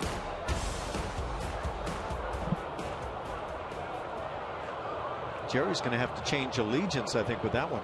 That one sounded good. We're on a 2-2 tie as we go to the bottom of the 6th inning. 2-3-4 coming up for the Indians. Francisco Lindor at the plate. Lindor, a switch hitter, 21 years of age.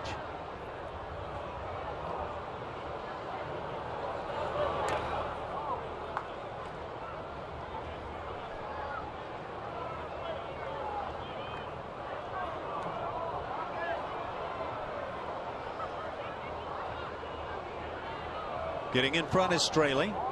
He is struck out 4. Trevor Bauer has struck out 7. The Indians with just 3 hits against Straley.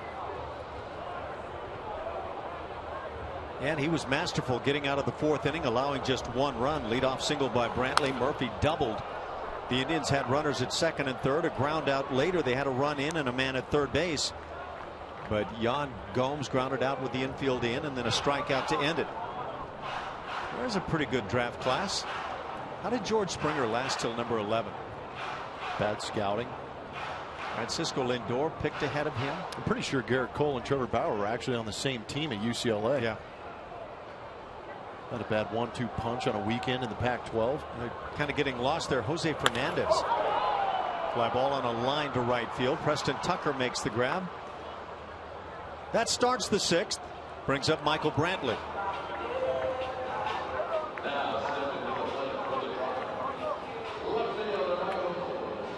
Brantley 1 for 2.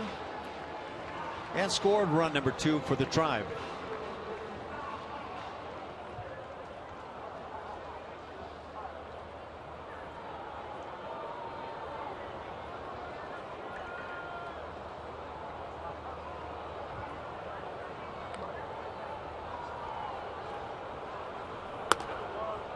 There's the changeup, not a good one as he leaves it up.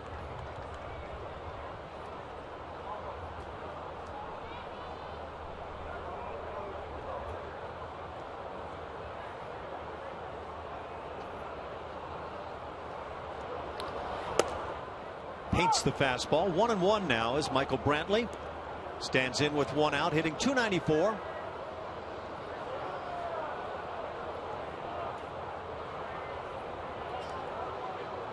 It's not like the Indians are loaded with a bunch of home run thump in the middle. They've got some good hitters, though. Ground ball to second. Altuve makes the play on to first. 2 outs in the 6th. Brings up the cleanup man, David Murphy. Come out to the St. Arnold's Bar at Minute Maid Park for baseball on tap on Friday, July 17th. It kicks off at 4:30 p.m. and features a beer tasting, live music, and souvenir Astros pint glass to the first 500 fans with an event ticket. For more information, call 1-877-9-ASTROS or visit astros.com/baseball on tap.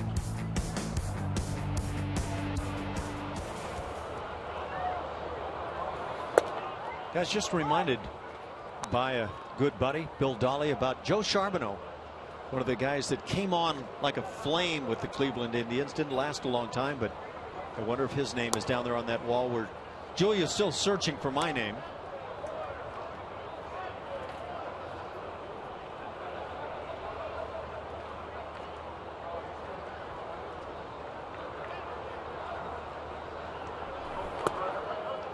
Your name may not be on that wall, Ash, but it's in our hearts. It's where it counts for me, too. Appreciate that. Will Harris gets it loose. Well, maybe we're looking at the last inning from Dan Straley, but quite a night. 2 outs into the 6th. Changeup gets the weak fly ball. Easy for Tucker, and that'll do it here in the 6th inning. A 1-2-3 frame. 9 in a row retired for Dan Straley. A 2-2 tie. Month of July is presented by Progressive. We got Blummer. We got one more with the Indians on to Tampa Bay. And then what are you going to do in the All-Star break? I'm going to be on the beach. I'm going to be trying to change my skin color a little bit, get nice and tanned up for that Kansas City series when I see you out there for 3 games. How about Texas coming up for 3? Day off before the Red Sox come in.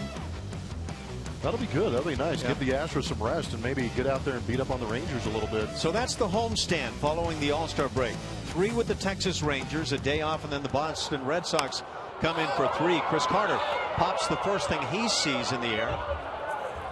And that's dropped. No! Hung on to eventually by Yan Gomes. A little wry smile, and out number 1.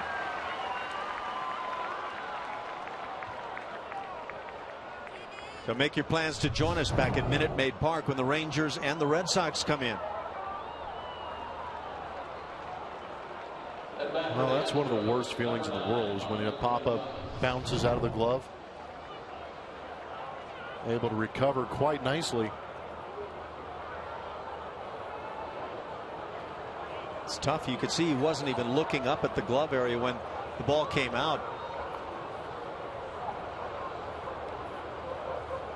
1 out. Routinely, Marwin Gonzalez comes to the plate.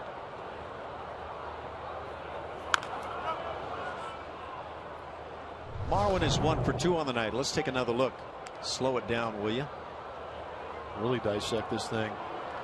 See, the eyes aren't even on the baseball until now. Almost put his eye on the ball. He sat on his shoulder like a parrot, then he coddled it. Thank you very much. I knew I had that.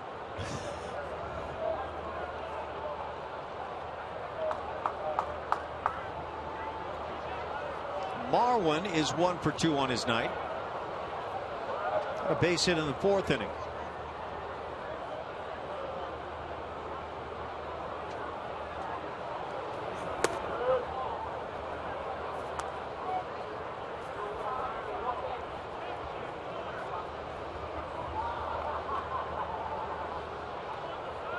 Fairly straight up defense. You don't see that anymore. Take a picture. Let me get my camera.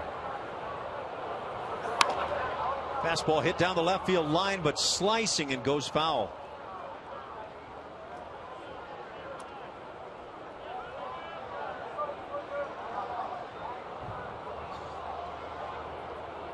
Marwin thinking, how can I turn this into a 9-inning game?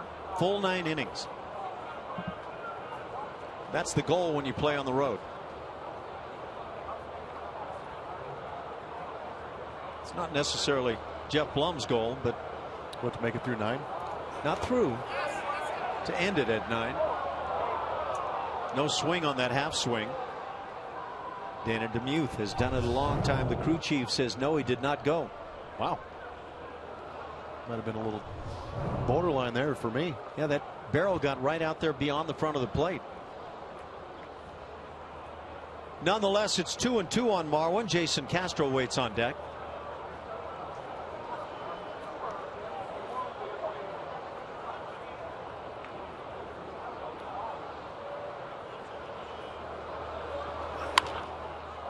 Fly ball goes foul down the left field side.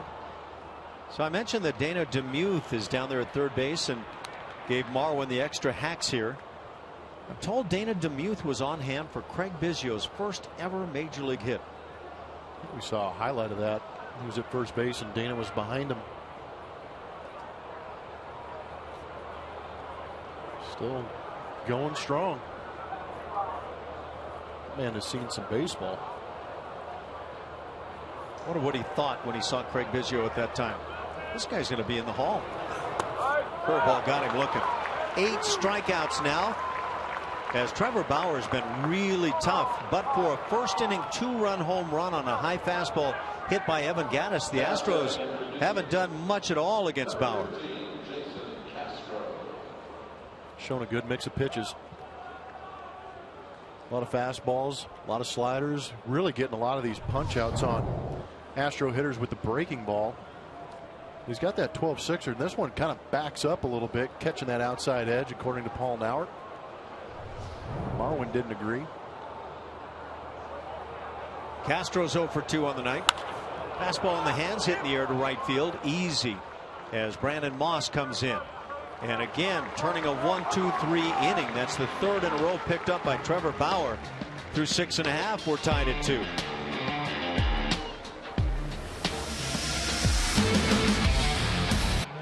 It's time to name that Astro. Brought to you by your local Honda dealer. I had no idea who this was until that bottom line. The adopted brother is Storm. Last name is Davis. Most people on Twitter got this one right. Glenn Davis. The Big Bopper. There have been multiple Big Boppers, haven't there? This one could hit a baseball a long way. Good teammate. Yeah. Glenn was a fun guy. He was accused of a few things, a little mischievous work in the clubhouse through the years.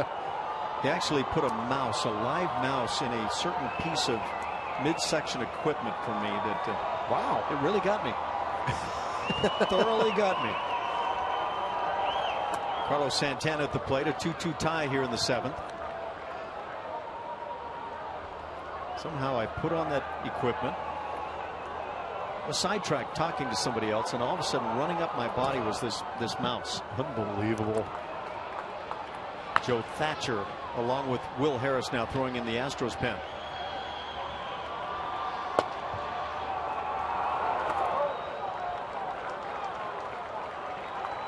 Straley's pitched well. Falling behind here 3-0. Trying to throw that 2-0 changeup, but at 93 pitches, I think he's competed extremely well against what Trevor Bauer has done to the Houston Astros offense.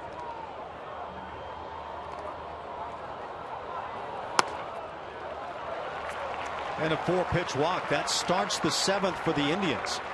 Brings up Yan Gomes. Not much speed at first base. Not a guy that would typically bunt at the plate. See how the Indians play this.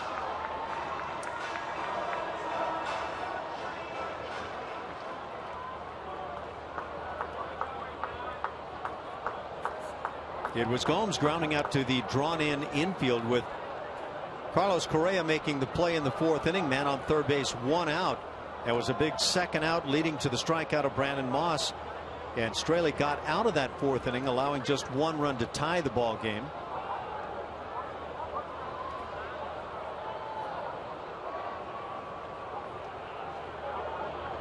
Shift on. This is intriguing when you're looking for the double play. And the fastball runs up and in and hits Gomes. And that's not what you were looking for if you're with the Astros. So a walk and a hit batter to start the inning, and now A.J. Hinch is coming out of the dugout. He's got a righty and a lefty. Left-hand hitting Brandon Moss coming to the plate. 5 pitches, and that spiraled out of control quickly. Now A.J. has asked for the right-hander. That's Will Harris. And again, the lefty Brandon Moss coming to the plate. So Dan Straley's done with his night. Pitched very well until here in the 7th inning. All tied at 2. Done now. And we've got our AT&T call to the bullpen. It's Will Harris. And why Will Harris now, Blummer? Well, you mentioned that left-hander Moss is coming up to hit. You look at the opponent batting average against Will Harris is at 123 overall. Against left-handers, he has held them to an 098 batting average with that fastball cutter that he has around 91, 92 miles an hour. Also has that 12-6 hammer. Pitching with those 2 pitches, he's actually done extremely well. Another one of those nice waiver pickups of Jeff Luhnow to put in that bullpen, shoring that thing up, creating some depth out there, and there's the numbers we talk about. Extremely low, but even lower for those left-handed hitters. Tough time scoring them up, and I don't think Moss is up there in a position to bunt. This guy has been as good as they come in the major leagues this year, and now big situation. Trying to keep it here tied at 2 in the 7th inning. The Indians have other plans. Brandon Moss at the plate has walked and struck out. Do the Indians play for the bunt with their best home run hitter at the plate? No. And the 8 and 9 guys following. First pitch in for a strike. Man, that might have been the best pitch he gets to see.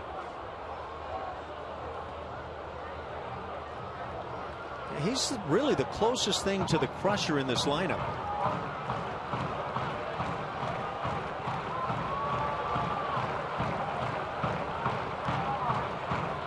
$14 homers on the year.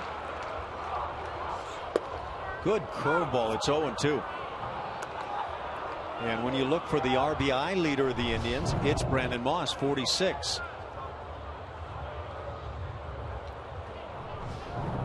Down 0-2, staring at some nasty pitches on that outside corner. Now you're in defensive mode if you're Brandon Moss.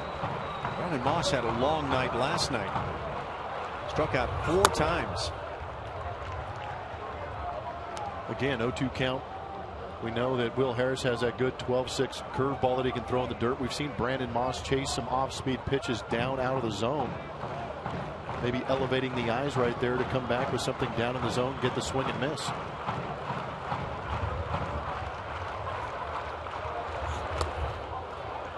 Didn't bite. That's tough to bounce back after a night when you strike out 4 times. You get the golden sombrero. And now you're in a key moment the following night in the 7th inning of a tie ball game.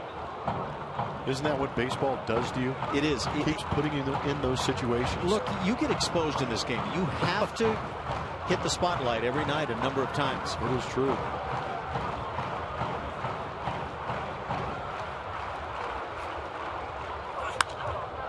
Gets a piece on the fastball. It's still 2-2. Good pitch down and away.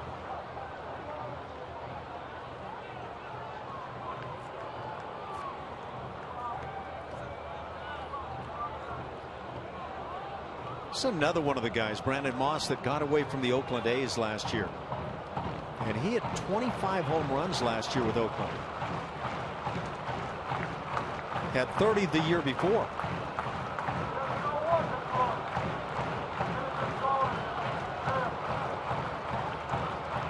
The Oakland A's really messed around with the makeup of that roster, and it hurt them.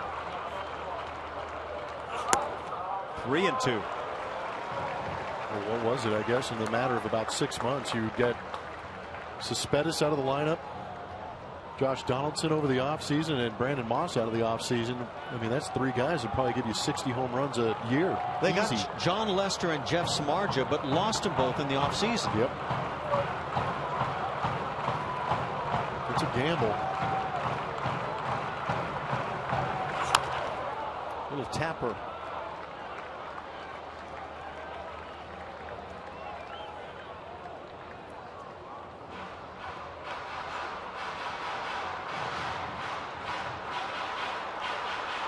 We've had a number of Astros fans on this road trip, starting in Boston. 4 games here in Cleveland with tomorrow night's game. And then 3 coming up in Tampa Bay before the All-Star break. I think there's been a lot of Astro fans around, but I think they're finally comfortable enough to actually wear those jerseys out to the ballpark. Yeah, it's kind of a coming out party time this year, right? Taking full advantage of it. That's a good point. High fastball and getting a piece is Moss. So he punches out 4 times last night, but now makes a really tough time for Will Harris. He's done a good job of getting back in this at bat. He was down 0-2 on a great fastball in the outside corner, then a breaking ball, go down 0-2. Fouled off some tough pitches, taken some tough pitches. Having a good at bat in a tough situation. Pops it up, but this curls back to the seats. Moss stays alive. This will be the 10th pitch of the at bat.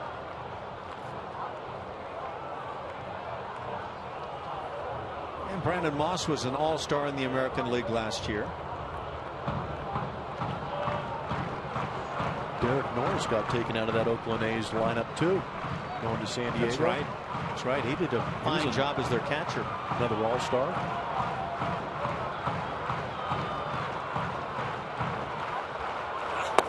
Got him on strikes. And a very big strikeout for Will Harris coming on. Gets it with the full count. 1 out now for the 8-hitter. Giovanni Urshela comes to the plate. Some perseverance being shown right there by Will Harris. With the runner in scoring position, Brandon Moss expanding the zone, chasing that ball down. These 2 base runners belong to Dan Straley.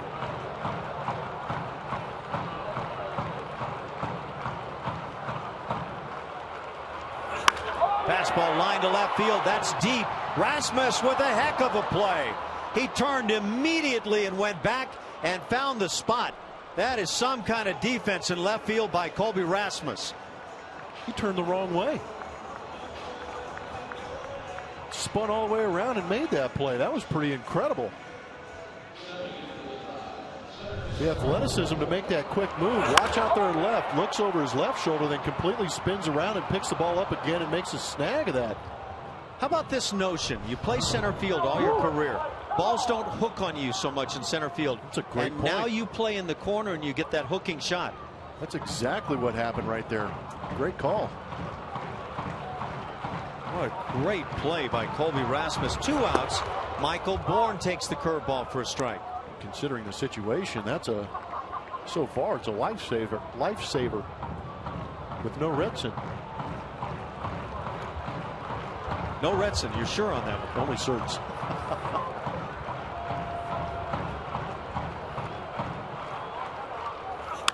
Ground ball back to the mound. Will Harris is going to get out of this jam. He gets the 3 hitters he faces. Moss, Urshela, and Bourne throw in a little excellent defense by Colby Rasmus, and you're still tied at 2.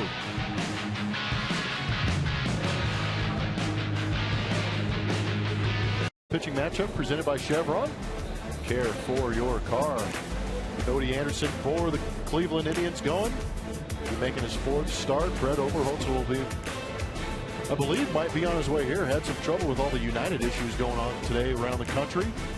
But he will be in an Astros uniform and on the roster and on the bump going for those Houston Astros. Got roughed up last time against the New York Yankees, but the 3 starts previous to that pitched quite well, but getting another opportunity.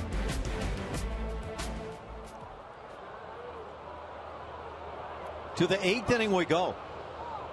Trevor Bauer still on. He has had effective quick innings as he gets the foul ball to start things. That was awesome. That hit right on top of the monitor in the radio booth next to us. That was great. No guts by Sparks to reach out and make the play? No, it's the Indians radio, I believe. Oh, I see. Yeah, that was a good one. Nice.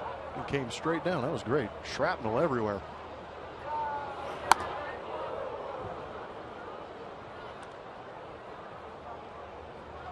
So I can still maintain my strong idolization of Steve Sparks. Everything is good. That's what I was hoping to maintain. Pat Neshek, right-hander, getting loose in the Astros pen as it's 1-2 now on Jake Marisnick. Leading off, he'll be followed by Jose Altuve and Preston Tucker. Here's Mr. Neshek.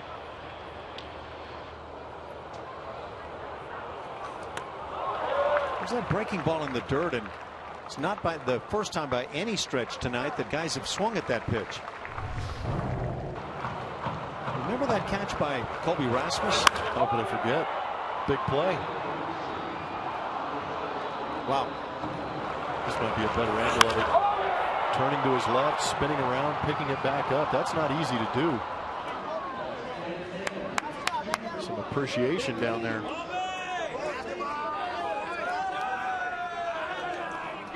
That's the emotion in the dugout. You can really feel it with the sound and the sights there.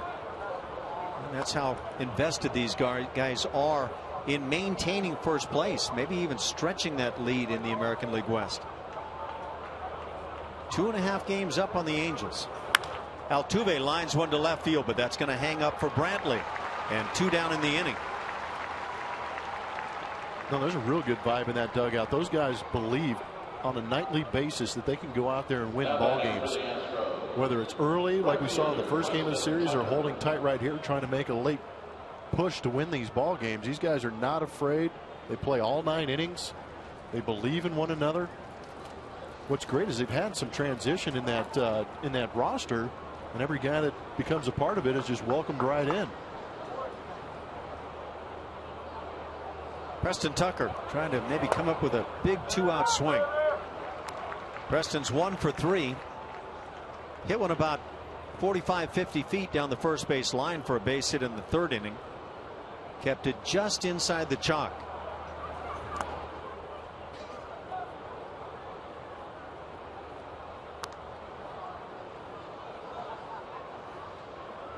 Says Trevor Bauer's thrown 103 pitches, but he really doesn't look like a guy that has. Been real under control. We watched him warm up again today, and he had some headphones on, and you know, you were talking about how different he is in his approach. What are the headphones, for example, all about? Who's that motivational speaker? Tony Robbins? Oh, that's what he goes after. No, I don't know. Base hit through the right side. Second hit of the night for Preston Tucker as he waits nicely on the breaking ball. Come get a behind-the-scenes look at Minute Maid Park. Learn all about the ballpark by visiting areas like the historic Union Station, luxury suites, the Diamond Club, and much more. For more information, visit astros.com/tours or call 713-259-8996 to schedule your tour today.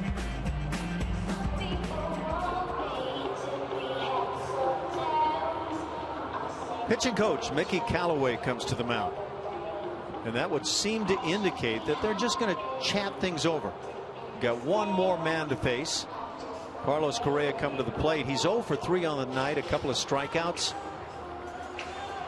You know that the Astros are looking for Correa to find one big swing right here.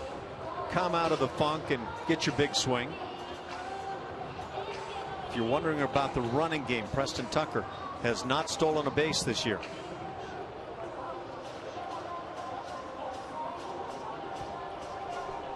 You know, we talked about Trevor Bauer. No, I don't listen. I don't know what he listens to on the headphones. I'm sure he's got some kind of music going. But Callaway, their pitching coach, we talked about Bauer traveling all over the country to visit with some of these more unique pitching schools or pitching schools of thought.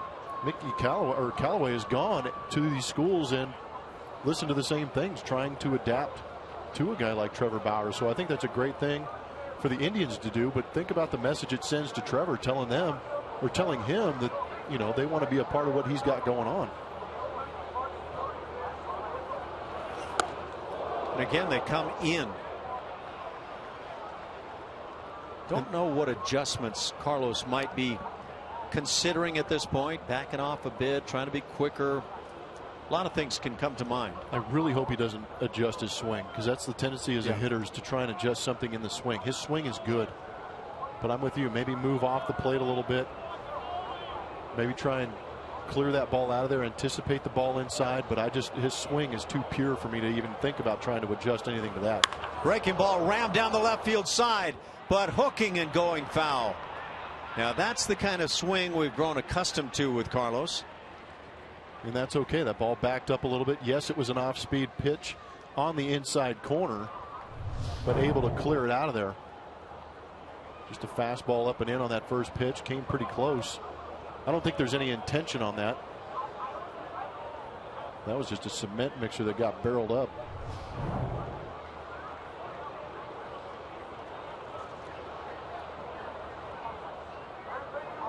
Bauer wants to see the signs again. 1-1 the count. Tell you what, it just take one pitch to ruin Trevor Bauer's night. Correa's the man to do it. He's overdue. Now this is where you want to be in the order. Fastball hit on the ground. Indians have an answer with Kipnis, and that'll do it.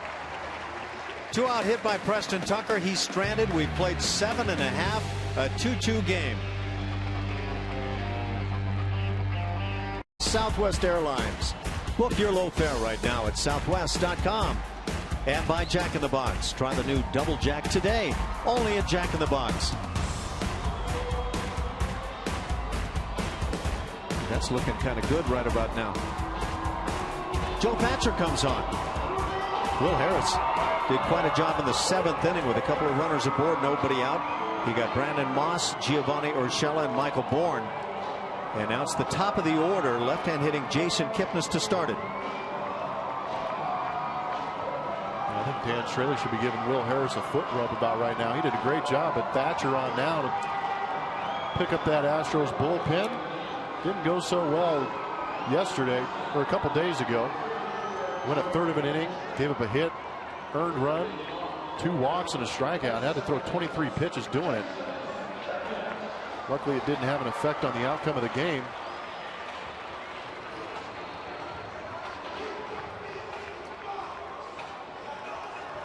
So it's Kipnis, Lindor, and Brantley here for the Indians.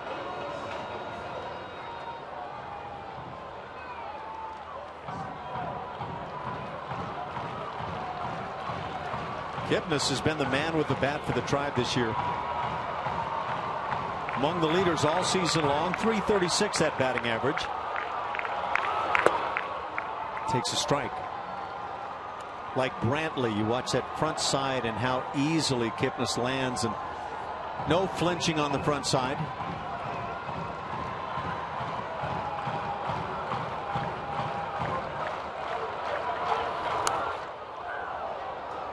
Thatcher gets in front, 0-2.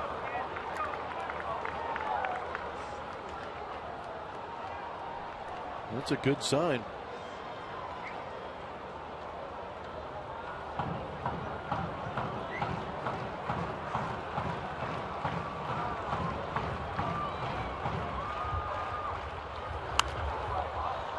Head down on the baseball. Kipnis fouls it off.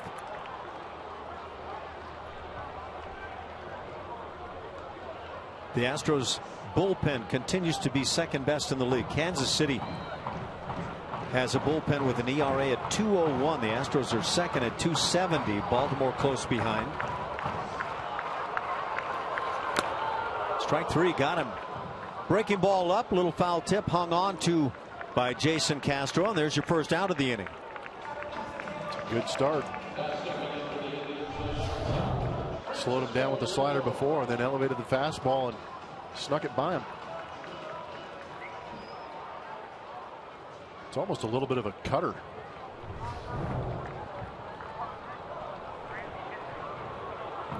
One out for Francisco Lindor. 0 for 3 on the night. One of those outs, though, a ground ball in the first inning, produced a run. That was right on the heels of the triple by Jason Kipnis.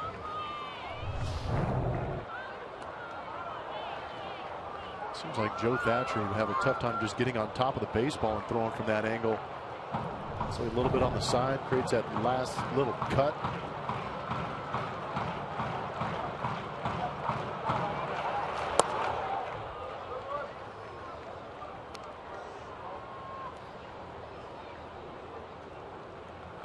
Lindor in just his 22nd game, hitting .198.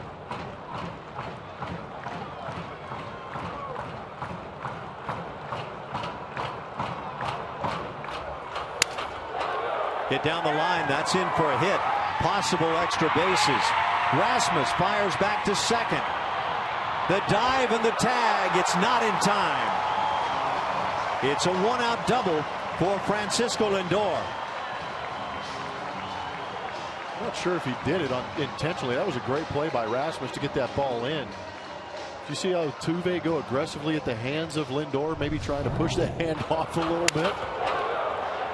As Lindor gets blown up.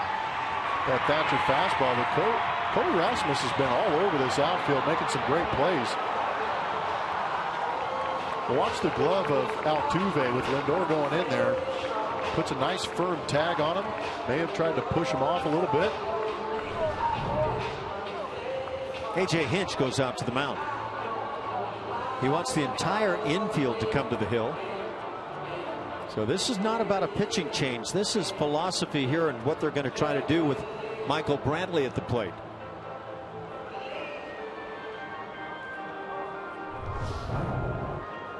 Watch the glove.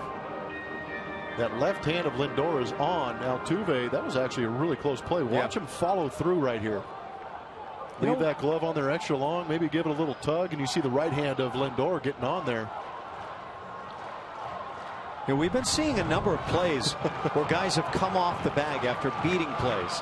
And so part of that could be just simply trying to maintain a tag. I think it's a smart move. We've seen some of those plays overturned when slides go crazy and they get disengaged with the base. Looked like Lindor took a little umbrage at that tag. He'll get over it. You hope it comes soon. Brantley is 1 for 3. That one a base hit to lead off the 4th inning. He came around and scored the second Cleveland run. The Astros 2 runs back in the 1st inning. 2-run dinger by Evan Gattis. And now 2-0 the count.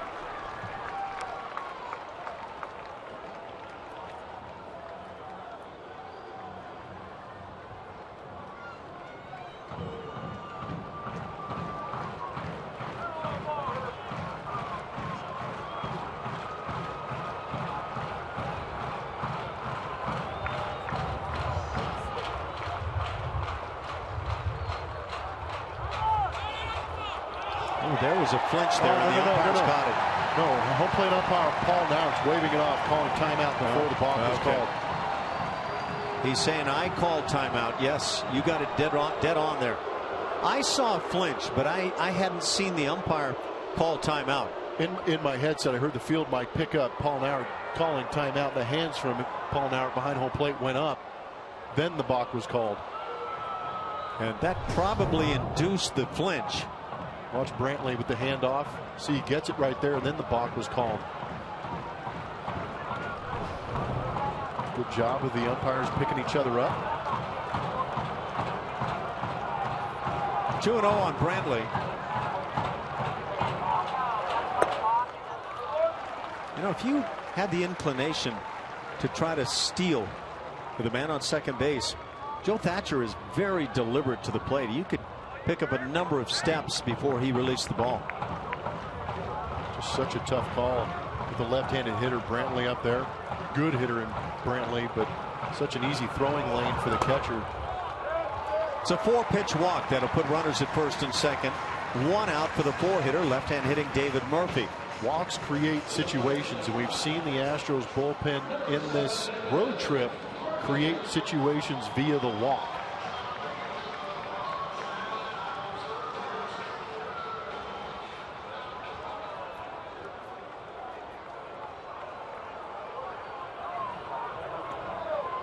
Indians are 0 for 7 with runners in scoring position tonight. The Astros just 1 for 5. Pat Neshek would appear to be loose in the pen.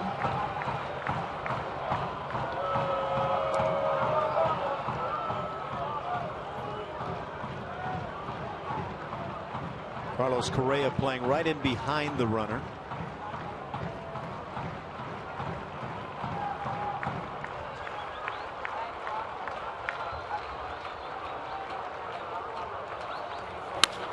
Slider hit in the air deep to right field. Tucker going back at the wall. This is off the wall. Extra bases. Lindor scores. Brantley coming to the plate. Here's the throw from Altuve, not in time. A 2-run double from David Murphy. And the Indians jump on top here in the 8th inning, 4-2.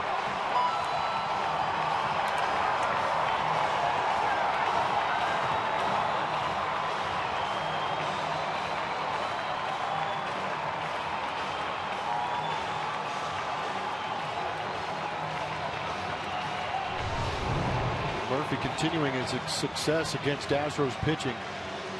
Been a nemesis for years over there in Texas. Now he's here in Cleveland, taking advantage of this slider right now from Joe Thatcher.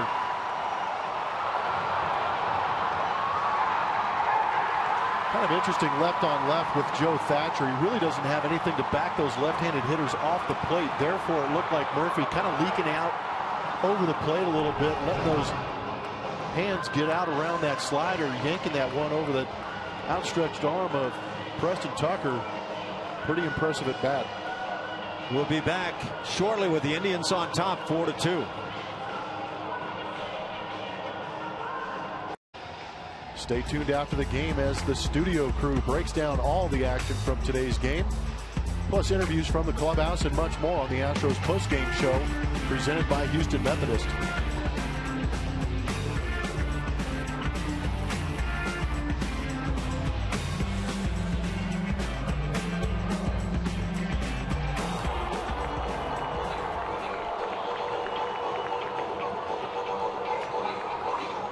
Pat Neshek on to work it now. But some big damage done here in the 8th inning. 2 runs in for the Indians. They lead it 4-2 as Neshek will face the 5-hitter, the switch hitter Carlos Santana. Good numbers on Neshek. That number on the bottom is a good one. Stranded 11 of 12 inherited runners. Murphy's double off Thatcher is the first extra base hit that Thatcher has given up all year to a left-handed hitter. And the second double of the night for David Murphy, who's had a big game.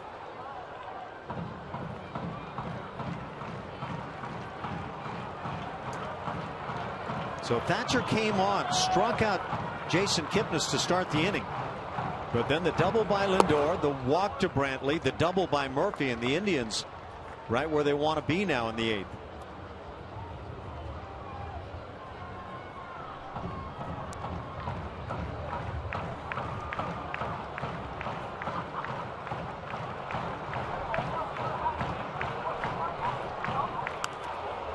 Off speed, fouled back.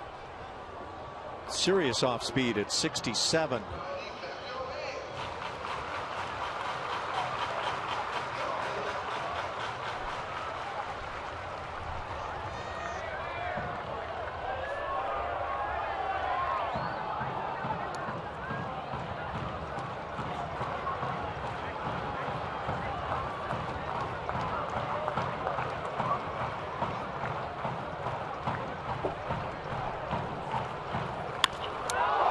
Line drive gets a piece of Neshek and able to make the play, Carlos Correa. So it goes 1-6-3 on the putout of Santana. Moving into third is David Murphy. Neshek says, I'm okay.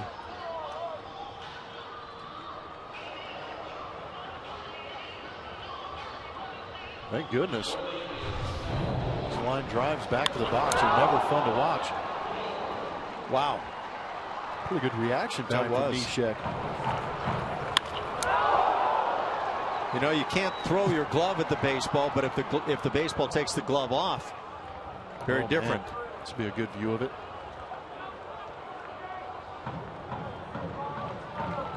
Danger. Feet had left terra firma on that one. 2 outs, man at third. Yan Gomes at the plate. Gomes 0 for 2. He's also been hit by a pitch.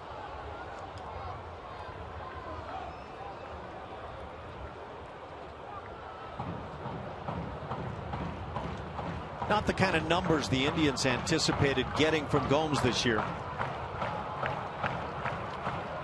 The Indians hope they can turn their fortunes around in the second half. like Gomes took a shot at that right side of the infield. Shift on. Yeah, he really let that ball travel, didn't he? Indians are 10 games back behind Kansas City in the American League Central. So they've got a lot of ground to make up. But with a win tonight, they would be just 4 games under 500.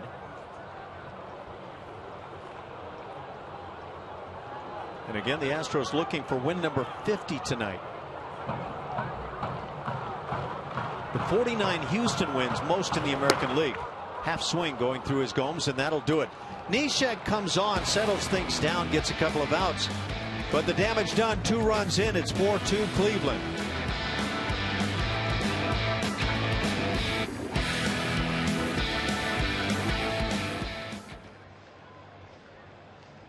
Off for the Houston Astros. He's our TXU Energy Power Player of the game. Earlier, putting the Astros up 2-0, taking a pitch up and out of the zone, sending it over towards the queue in left field. 2-run bomb for him. That was his 15th on the year. But Evan Gattis, we talked about him earlier in the game, how he's been having quality at bats, very consistent. His last 40 is hitting over 300. AJ Hinch was talking about him, saying his approach is much more refined here lately. He's liking what he sees, especially when they shift against him. He's sending balls the other way.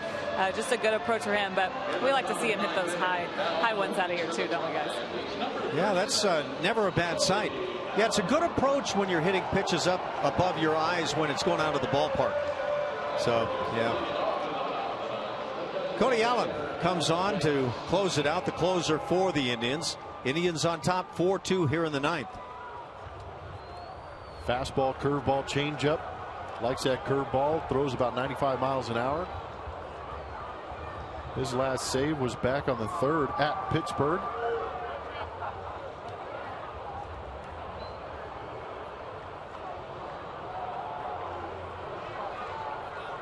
Evan Gattis, Colby Rasmus, and Chris Carter due up here in the inning.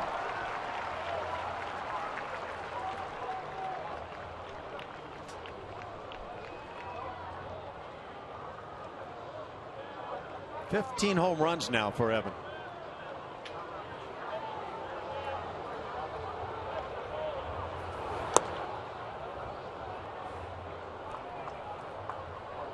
Tight breaking ball in the dirt. It's a ball and a strike.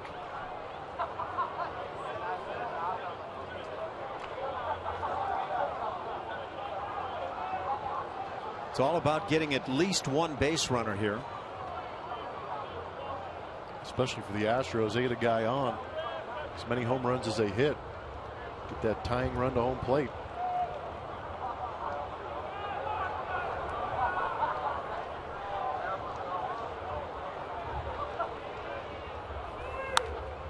There he gets his high fastball, 95 on that heater.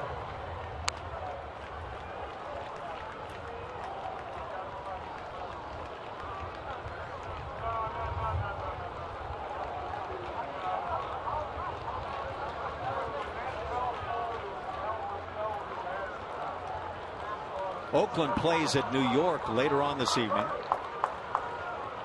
Let's see. Wow, that pitch was up, but Evan lays off. It's a good thing it wasn't over the plate.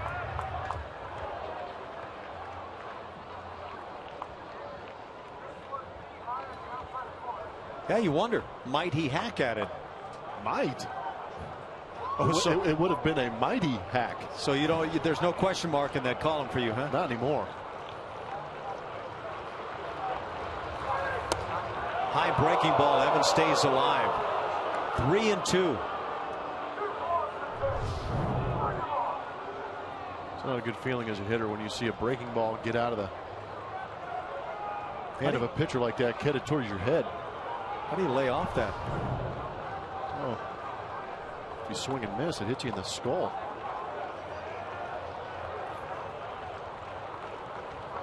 Three-two pitch.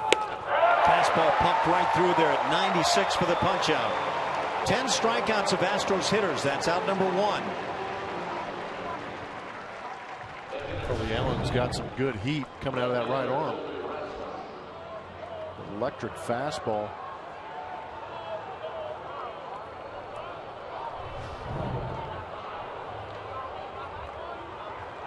Big first out.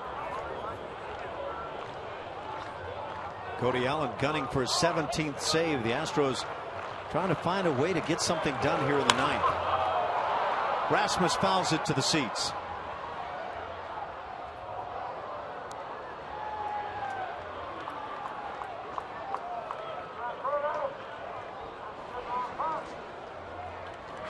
Well, the answers are hard to come by when the bats are cool. The Astros 6 hits on the night. The Indians just 5.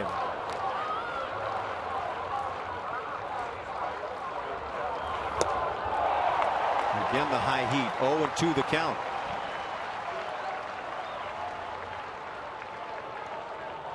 Cody Allen racked up 24 saves last year.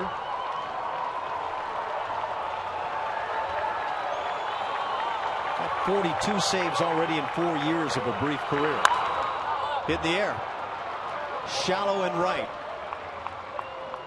And now the right fielder Moss takes over. 2 down in the inning. Base is empty as Chris Carter comes to the plate.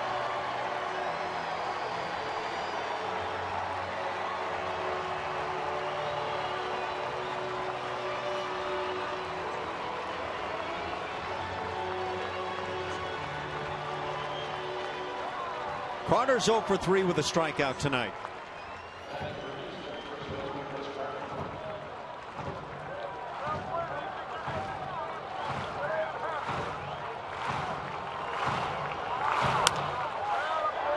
Popped up. This could do it. In foul territory, Santana puts it away. A 1-2-3 ninth for Cody Allen, his 17th save. And the Indians with 2 runs in the 8th inning, able to win it in 2 hours and 39 minutes. The final 4-2.